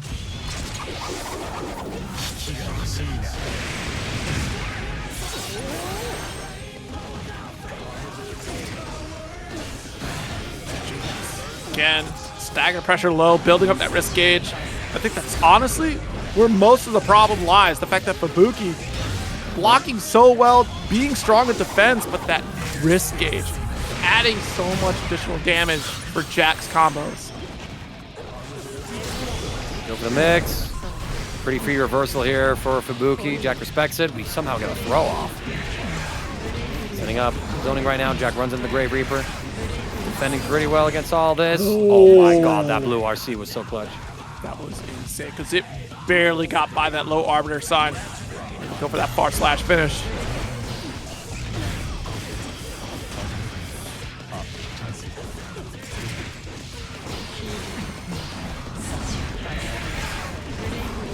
Trading here, Fubuki back to the wall, fighting for tournament life. Heaving. Jack at full screen. We teleport out of the corner. The cursor. We miss a few bullets. Jack low on his resources. Fubuki, gets jumped in on again as Jack has made such great use of those blue RCs. What a tech though, Fubuki seeing the reset attempt. Jack out of bullets. This is Fubuki's time to try and close something out, but 2S buys Jack time to get one in the chamber. That could be all he needs. 0, but Fubuki's teleport gets them right in the perfect spot. Says the immediate Grave Reaper. Everything going. We go for a little shimmy. Anti-air with it as well. The side swap though. No, Jack! No. So unfortunate. Fubuki with the wrong side Grave Reaper. Ooh. Right? Nope. Already took to the skies. The JS and we have meter. Mangaka, it's going to be a shatter. I want to say Fubuki lives, but Testament does hold on. We got tension. We got burst. Jack applies the curse. Full screen burst. I like that just to get rid of curse. Making sure that we're not getting tagged. Setting things up. We teleport underneath. Grave Reaper again. Fake to teleport out. No RC in response to the BRC. Oh my God, Fubuki! Bet it all on the super, and very fortunate because, hey, if you walked back, Jack already had that 2S. He saw that button primed and ready. And we saw even before that interaction, as Jack got closer, it was the fear of the walk back, and Fubuki still was blocking low. What else do I have to get you off of me? My one and only reversal with my one and only chunk of 50%. And it looked like Jack got a little, had the blinders on for a moment there. Didn't recognize the situation in terms of meter, but risked it all on the final hit because why would you try to risk it with only 50%? I mean, what an absolute shad move by Fubuki to say, my Tournament Light is bet on this super when I'm negative. Dashing into Jack to throw out that Hail Mary. I mean, an option that we lambast newer players were trying to do.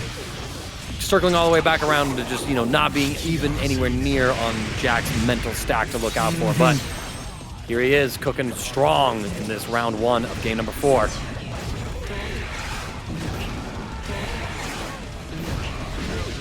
The patience, the 6S trades, that's fortunate. Full pickup, TSX. No. Keep the corner, gun him down.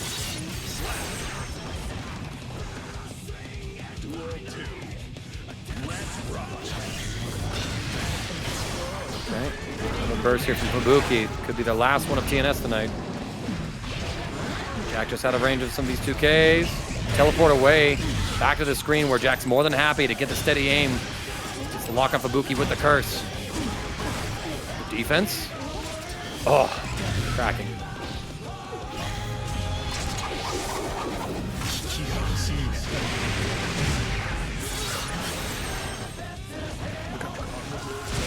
One more throw will do. We have the card cancel away, and you can't go for low. Grave Reaper, a full package of bullets. Fires off for Jack here, the 3-1 victory over Fubuki to advance to losers finals against MFCR. He made runs in it, Simfukai, Walter, Marvelo. So if you want to just get as much experience as you can, check out Paragon FGC tomorrow night. And also, shout out to our Redemption Bracket winner tonight, Retro. Big shout outs to them. Thank you, production, for reminding us to give that shout out. And now it's time for MFCR versus Jack, Paragon versus TNS. Goku versus Jack.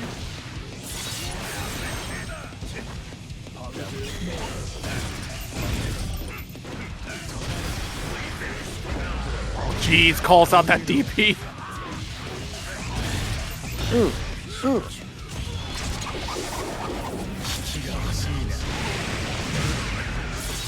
Start here for Jack.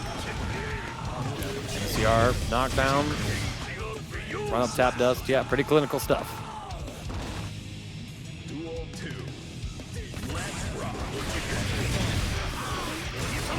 It's wrong on the RPS at round start. Jack went for the 2S. That beat the 6B. But here we go. MFCR forces Jack's burst. Throws the roll as well. MFCR, I will do to you what Kshu did to me. Yo, we got the new sauce as well.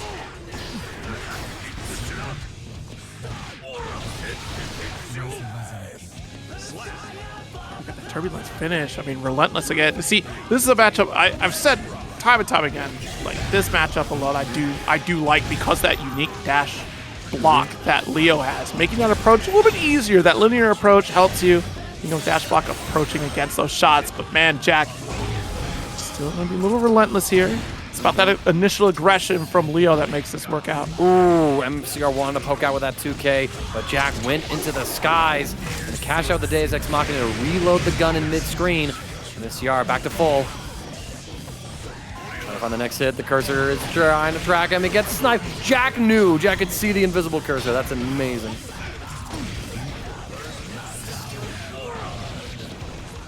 Okay. Good throw.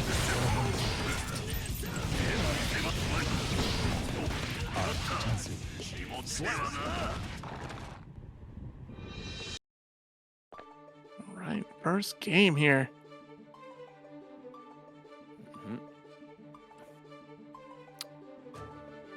Going Jack's way.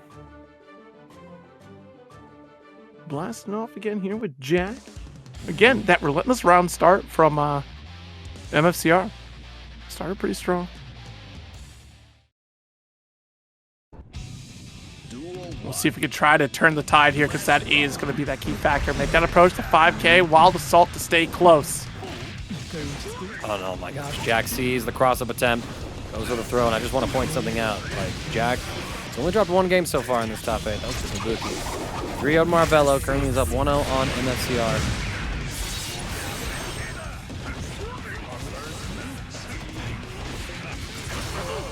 There you go. First off. Woo! Oh. 2S. That's a counter hit. Wait a minute. MFCR not able to open up this time around. Yeah, Green Pixel here, but against Happy Chaos, I mean, it's going to stay a dream. Say it with your chest. If you're going to shoot right here. You can't kill me with bullets. Oh, I died from a bullet. I guess I can. Wow. I guess I can, man. Trying to gaslight myself into being bulletproof, but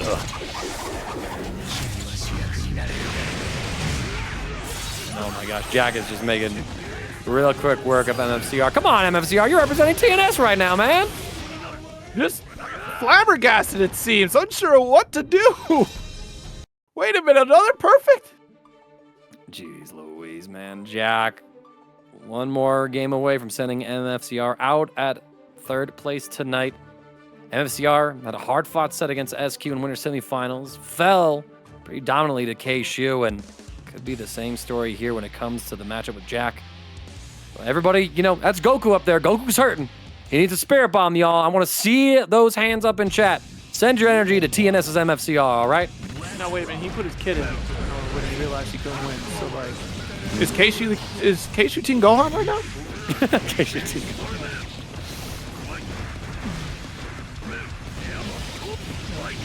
Side That swap. makes Jack sell. That's crazy. With all these perfects he's getting, that does fit. He's perfect sell. Perfect. Perfect.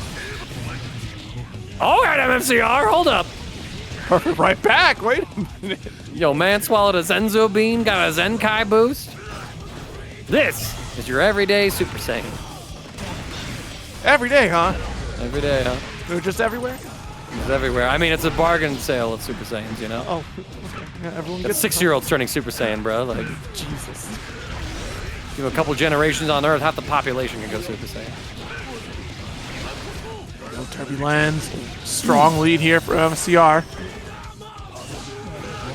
Oh my lord, the 2K catching Jack, forcing the burst out. MFCR in a really good spot. Oh, the throw as well. Looking for anything from Jack, frame trapping off of the 5Ps. Okay, MFCR. Sarah's turned golden. That happened for Yasian right there. Yasian literally said, I still believe. And sure enough, MFCR took the dub. Name drop the first name and MFCR. That's right, the M stands for Miguel. I don't actually know, but It does. It does actually. that's goated. That's goated.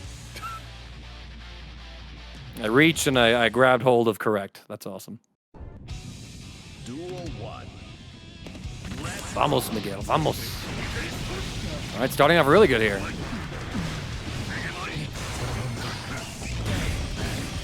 That is facts, the Asian. It has been confirmed lore that MFCR is his initials. Miguel Fernando Cortez. You did I'm not. guessing. No, you yeah, did not I would. just guess the most The most generic. names. Like, I know. I'm terrible. I'm terrible. I can't cut this out. Why? Asian, you can find it.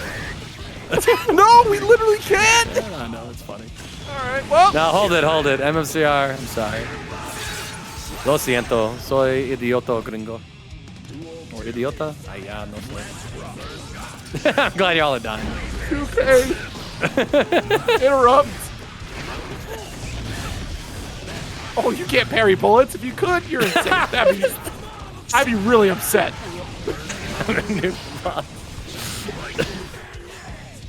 Nitro, thanks for that, Nitro. I feel the sarcasm through that sentence, Nitro.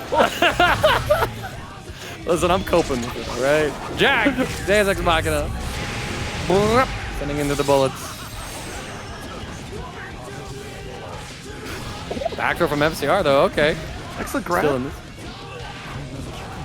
Get the knockdown, get away from me. Yo. I'm sorry, the drift? Too clean. MFCR with no concentration. Nice chase from MFCR. Yep, extending with all of their resources to get this wall stick and a kill. MFCR not out of this yet. TNS's very own. Pulling up with a reverse sweep attempt on Jack. This is Super Saiyan 2. Hey, Yasian, you want to say I get that promotion tomorrow real quick, please? Quick, just drop that. Neo Drop Judai that. with the raid. Thank you so very much. Greatly appreciate it. Yeah, they just wrapped up Street Fighter 6. Hope it went well for you, bud. Y'all check out Neo Judai, one of the best TOs out there. Host of the Duel Academy series for Street Fighter 6 every Monday night. Up here, and again, a second wild assault to give no opportunity for burst until just this very moment. It's a big bet, but look at how much damage we already did against Jack for that sequence. I know, it's a really good start to be, and if MFCR is able to keep up the offense, the DP actually catching Jack at that stratosphere, that is amazing. MFCR trying to hunt him down this back turn. The parry as well! Yo! Overhead! This is Another Ultra one Instinct! counter hit! Yo! Forget Super Saiyan 3, forget 4, he's gone Ultra Instinct with this, good God! 2S, stop you dead in your tracks. I mean, what a play to force Jack to press the burst there to take that 50% life lead. You're fighting on my terms, says MFCR. But going into this round 2, 2S is a strong start, got the red RC, will get burst for next round here. Not gonna kill with the super flip, boy oh boy. Right, but Aragon's Jack, not out of this one yet. Curse applied. A DP from MFCR, though. Absolutely unreal. Good defense from Jack. Oh my god, Jack. Please. How did you do all of that? Just like that final game, final round here between Paragon, Jack, TNS, and MFCR. Only one walks away in the grand. First immediately from MFCR. So now the Wild Assault plan is off the books here. Turbulence, nice overhead. Burst comes out of Jack, looking for that DP. He's cautious of it since MFCR has represented the aggression, the OS as well, because it's not a forward input. It's just down and up. It doesn't matter when you roll. You get caught. The fake out as well. Catching Jack, jumping with the close slash. Isn't enough? No, one more interaction. That was insane. So smart with that PRC to fake out that overhead. And we canceled again. Back turn 5P. Yo, that was clean. That was anime picture perfect right there. This said slide. Done. It's over. Right now, it is going to be a battle of One Piece and Dragon Ball, I guess, as Blackbeard's taking on Super Saiyan 4 Goku, and Courtney Persons with the $30 contribution to the Matcherino. Thank you so much. Let's get it on. MFCR on the player 2 side, Kshu on the player 1 side, currently getting rocked by MFCR, but here we go. Slash. Pulls it back. Nice counter hit. Got that draw extension as well. Diamonds. It's your card. Kshu serving up these deals. Good defense, though. The vault catches MFCR, pressing something. Oh, another one here for the throw. That's a pro. Oh! Okay. Oh! Good blocking, though. No RC to back it up. MFCR with the 100-meter prominence burn. Our knockdown here as well, 50% tension gauge. But Kshu, we saw their defense against this. Leo before. Finally cracking them open with a throw, though. MFCR going back to basics. Again, in that winner's finals. 3-0 victory for Kshu. And Senga for corner carry now. Wild Assault. Okay. Set up there. Nice backdash away. Going for Wild Assault again. And honestly, Kshu just meeting offense with offense. Again, we saw that in that winner's final set. The exact same game plan. I can't let you bully me. I have to get my game going. And this is a great case for Kshu. Big jump in counter hit, though. MFCR wanted to press something. Could have been buffering a yellow Roman cancel. Could have been just pressing a button. Here we go. Oh, Red Wild Assault to close the gap. I love the choice from MFCR. Kshu going through the wall now. So it's positive bonus to this Leo White Fang. Woo! Okay. Fortunate for that counter hit, right? That 5P lingering, but now we got back turn. Super, you can't be doing that. Ready for the parry. Try again. The violins in the distance 0. Well, attack from Kshu. We try to advance forward, though. MFCR putting to the blender. Kshu's defense starting to crack. Very ambitious burst there. Works out, though. Red Wild Assault close the gap. Keeping it all on the same side. Kshu finds the perfect moment to strike with that far slash. Gets the side swap as well. Running this offense. Got tension gauge. Set up the cards, the deals. Deal or no deal. Cross up with the sword. Launching with the card. With the DP. Wait a minute, one more time. Oh! Yes, we collapse. Oh, man. Lariat to finish the job. Okay. Anything could happen tonight. Literally anything. Literally anything. I don't know what it is. MFCR. I mean, this is like episode 20 of Daima right now. Goku's back to full size. Okay. You know, he's going even further than further. Oh, I have no idea. I haven't kept up. This is, honestly, chat, blame Yasian. If Yasian didn't say anything about MFCR, I'm going to take it down Jack. I know, right, Nitro? Unbelievable. I haven't seen we any spoiled of this earlier. We spoiled this earlier. We did. Come We on. did. It was We saw it. Oh, you did. I know. Anyway, I'm just seeing what I can get away with at this point. oh my God, you got away with a lot today. You say that now. Luke is never asking me for an emergency fill-in again. PRC approach. I remember I bringing Cookie at least 2 weeks ago. Pretty sure I commented that. I don't think Jack won me. Unless I was just that tired. I don't remember.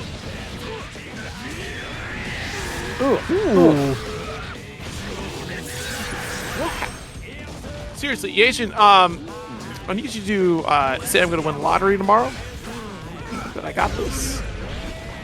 Because what kind of power-up did you just give MFCR? Yeah, right. What's my man's name? The great Kai and on Namek?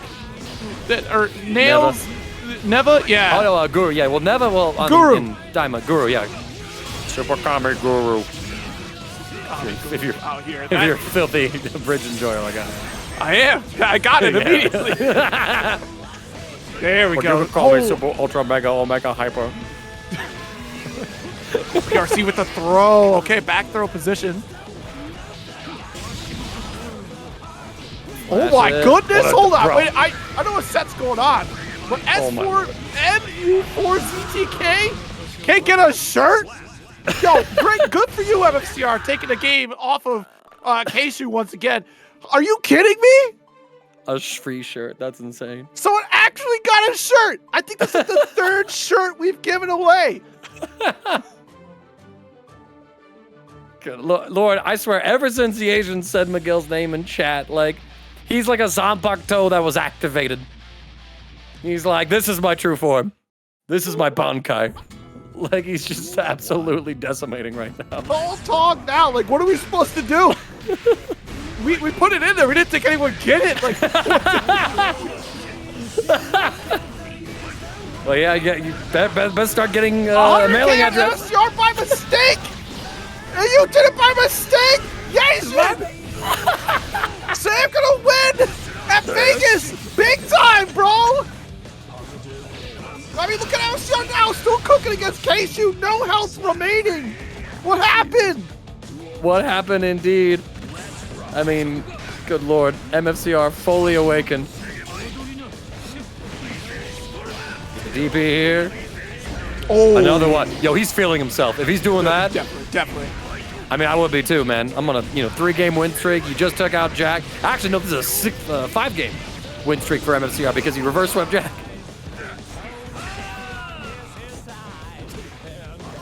Here. Oh, thought you could throw. There's a PRC and nice. Actually getting that close slash there from the approach. No shot. No, and you got the Providence Spurge super ready to go. Oh my God. Are you kidding me? He goes me up. 3-0 over Kshu to reset the bracket after going down to Kshu 3-0 in winners finals? Let's see Unreal and die? Oh no. This is my Bankai Super Saiyan 4 Goku wielding Trunks' sword. Yo, I'm about to go grab my copy of Dragon Ball Z, one of my mangas, to find like Goku's speech to Frieza. Like, I gotta quote that shit. I'm not quoting like the dub one. I'm quoting like what Toriyama wrote. No, it would be what 4-star says. You're just a big meanie, Frieza. I don't like you. I am the hope of the Omniverse. I am the bacon in the fridge for all living beings that cry out in hunger. Why do I know that one so well off the top of my head? Oh my God. Why do I While know the that Salt here, 50% life lead. MFCR is still running this set. Oh my God, he's just eviscerating right now. What is happening here? Fight back, Kshu! No joke! No joke. Fight back, man. Trying to go for far slash, but you got the 6P. Overhead as well. Yo, I am so shocked at what is happening. I mean, like, Kshu, like, he demonstrated such great, like, just awareness and reads as to what MFCR want to do, but MFCR, like, almost every time this man's getting hit, he's just going right back in, like, I'm not done with you yet. No, oh my God! He's dead. That's not, no, one more interaction, one more. All right. But, like...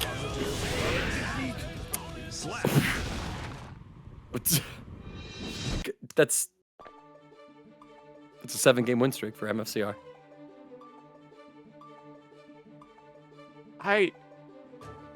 Okay. You know. Oh.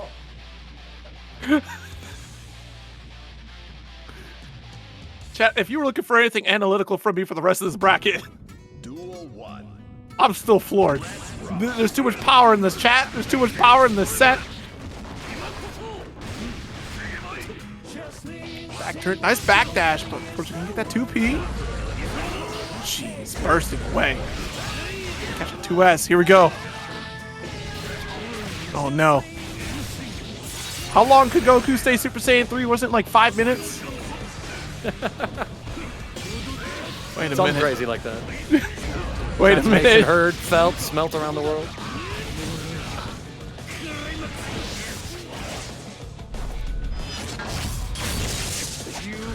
There we go. Stop the J. We should probably pick that up. That's probably pretty expensive. Probably, yeah, very expensive. Got the heavy. Nice. Wild Assault approach. Do get that burst, but unfortunately, you're going to get vaulted. No punish. There it is.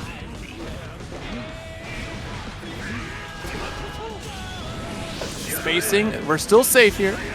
Yeah, yep. Turn, nice jump out from Kshu though. Okay, we're starting to get some of that defense back, but just as soon as we get a little bit of something, MFCR says, give it back!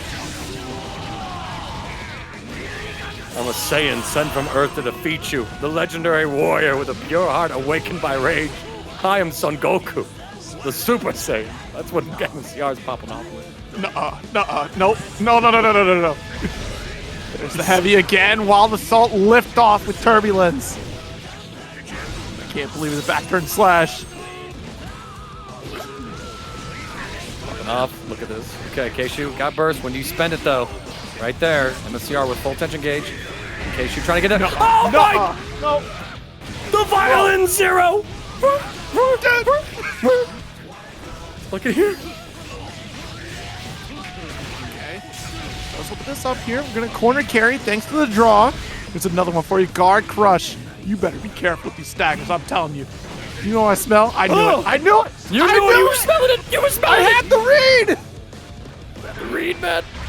In the gap. Red Wild Assault. Kshu defending still. MFCR. Gets thrown out of the dust. Kshu has to make something happen here. Goes for the immediate overhead. It's not enough to kill, though.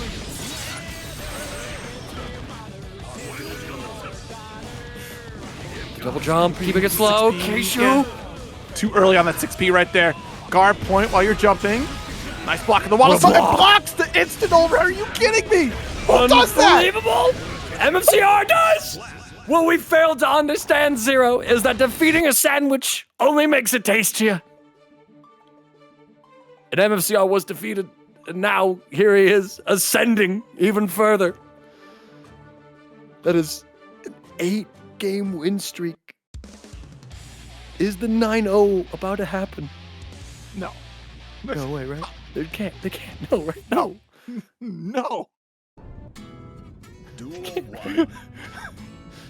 If I swear to God, if Yasian's comment in the chat of "Let's go, Miguel, you got this," I believe is not the thumbnail for this video. It has to be. Yasian, Yasian has somehow channeled the tale of Wawa. You know, that legendary run that Wawa had after he lost, and the boys said, Wawa, you're my favorite. Please, I want you to win. And Wawa said he'd never lose again. MFCR has that same spirit right now. Goku is in him. Back JH. Cross-up reversal. Oh! Kshu going for it again. Yo, he's just sending it every time.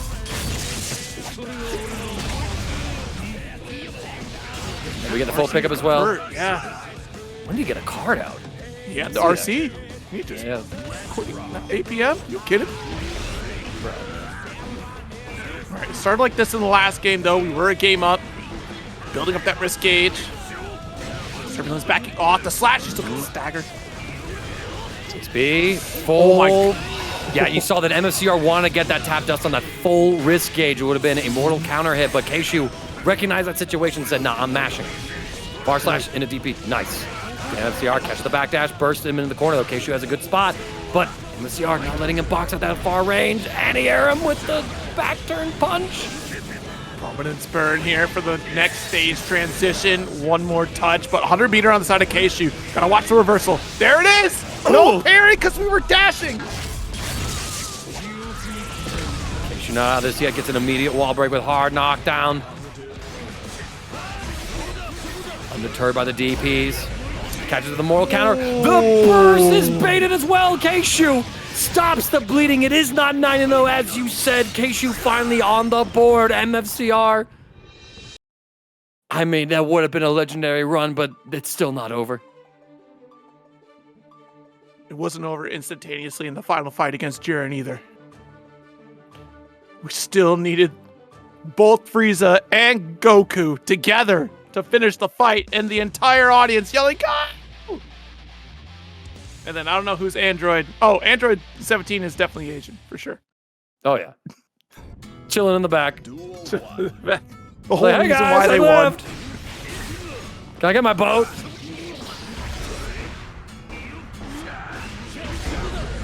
Oh, dang! All right, my bad. Far slash on the wild assault.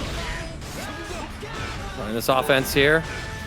And look at this. Yeah, Kshu is anticipating these aggressive dash forwards from MFCR, so they're trying to pull back a little bit more just to make sure that they're out of range.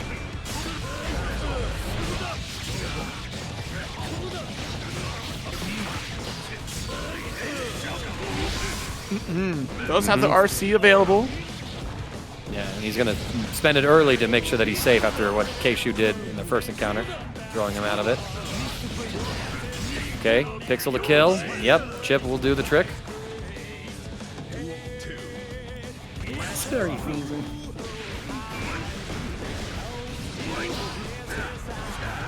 Right, but now MFCR gets a turn to play. Kshu defending pretty well so far. Blocks the tap dust. Bruh. How? Oh, no. Oh, we are playing with our food at this point and just absolutely indulging. Go for the low as well, canceling out of that stance. Steal the corner, overhead. MFCR gets a little reset in there. Okay, this is it. 0 tournament point. I got mixed too. I thought that was side swap. That didn't happen here. Kshu tries to draw the line with that 2S, the guard point, and misfire. Okay.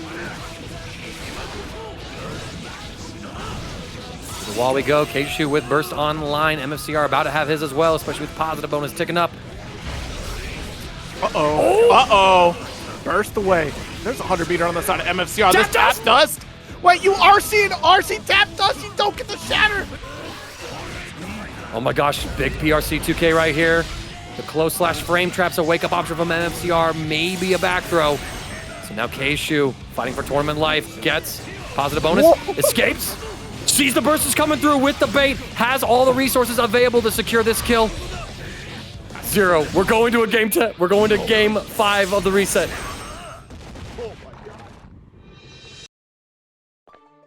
One more game of Guilty Gear Strive.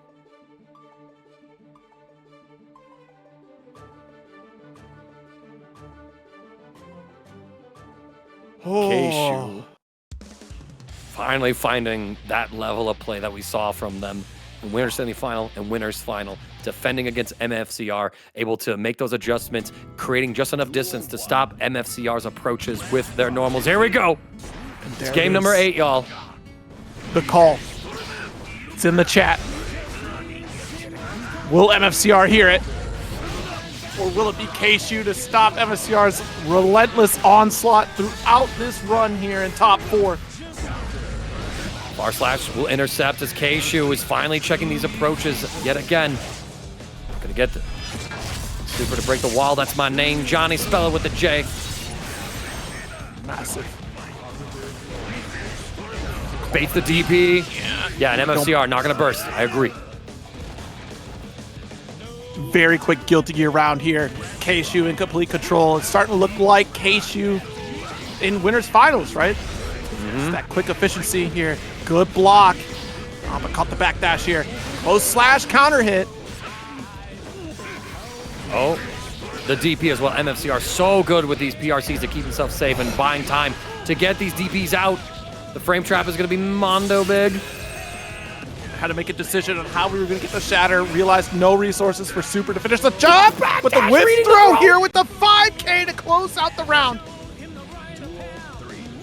Final game, final round. TNS 154 for Guilty Gear Strive. Decided tonight.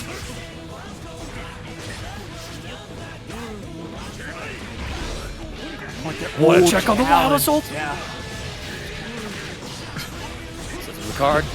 Chat screaming for Goku right now. blocks the instant overhead again, but opens up low. There is a bar feeder, and we spend for a DP here as MFCR starts to take the turn back, calls out the reversal. Now watch out for the 50 from Kshu here in this next interaction. Prominence burn for a hard knockdown. Kshu There it is. will wake up with Gold Burst. Vault to get in, PRC to keep the turn. We block the instant overhead yet again, MFCR. YRC get off of me, doesn't want to hold any more of this pressure. This could be Kshu's last chance at defense. Blocks the cross-up and the overhead afterwards. Blocks the tap dust as well, Zero. And the following cross-up. 2P to check everything. Red Wild Salto, but there's no follow-up. MFCR goes with the same throw that Kshu did. It's a full confirm. Is this your card?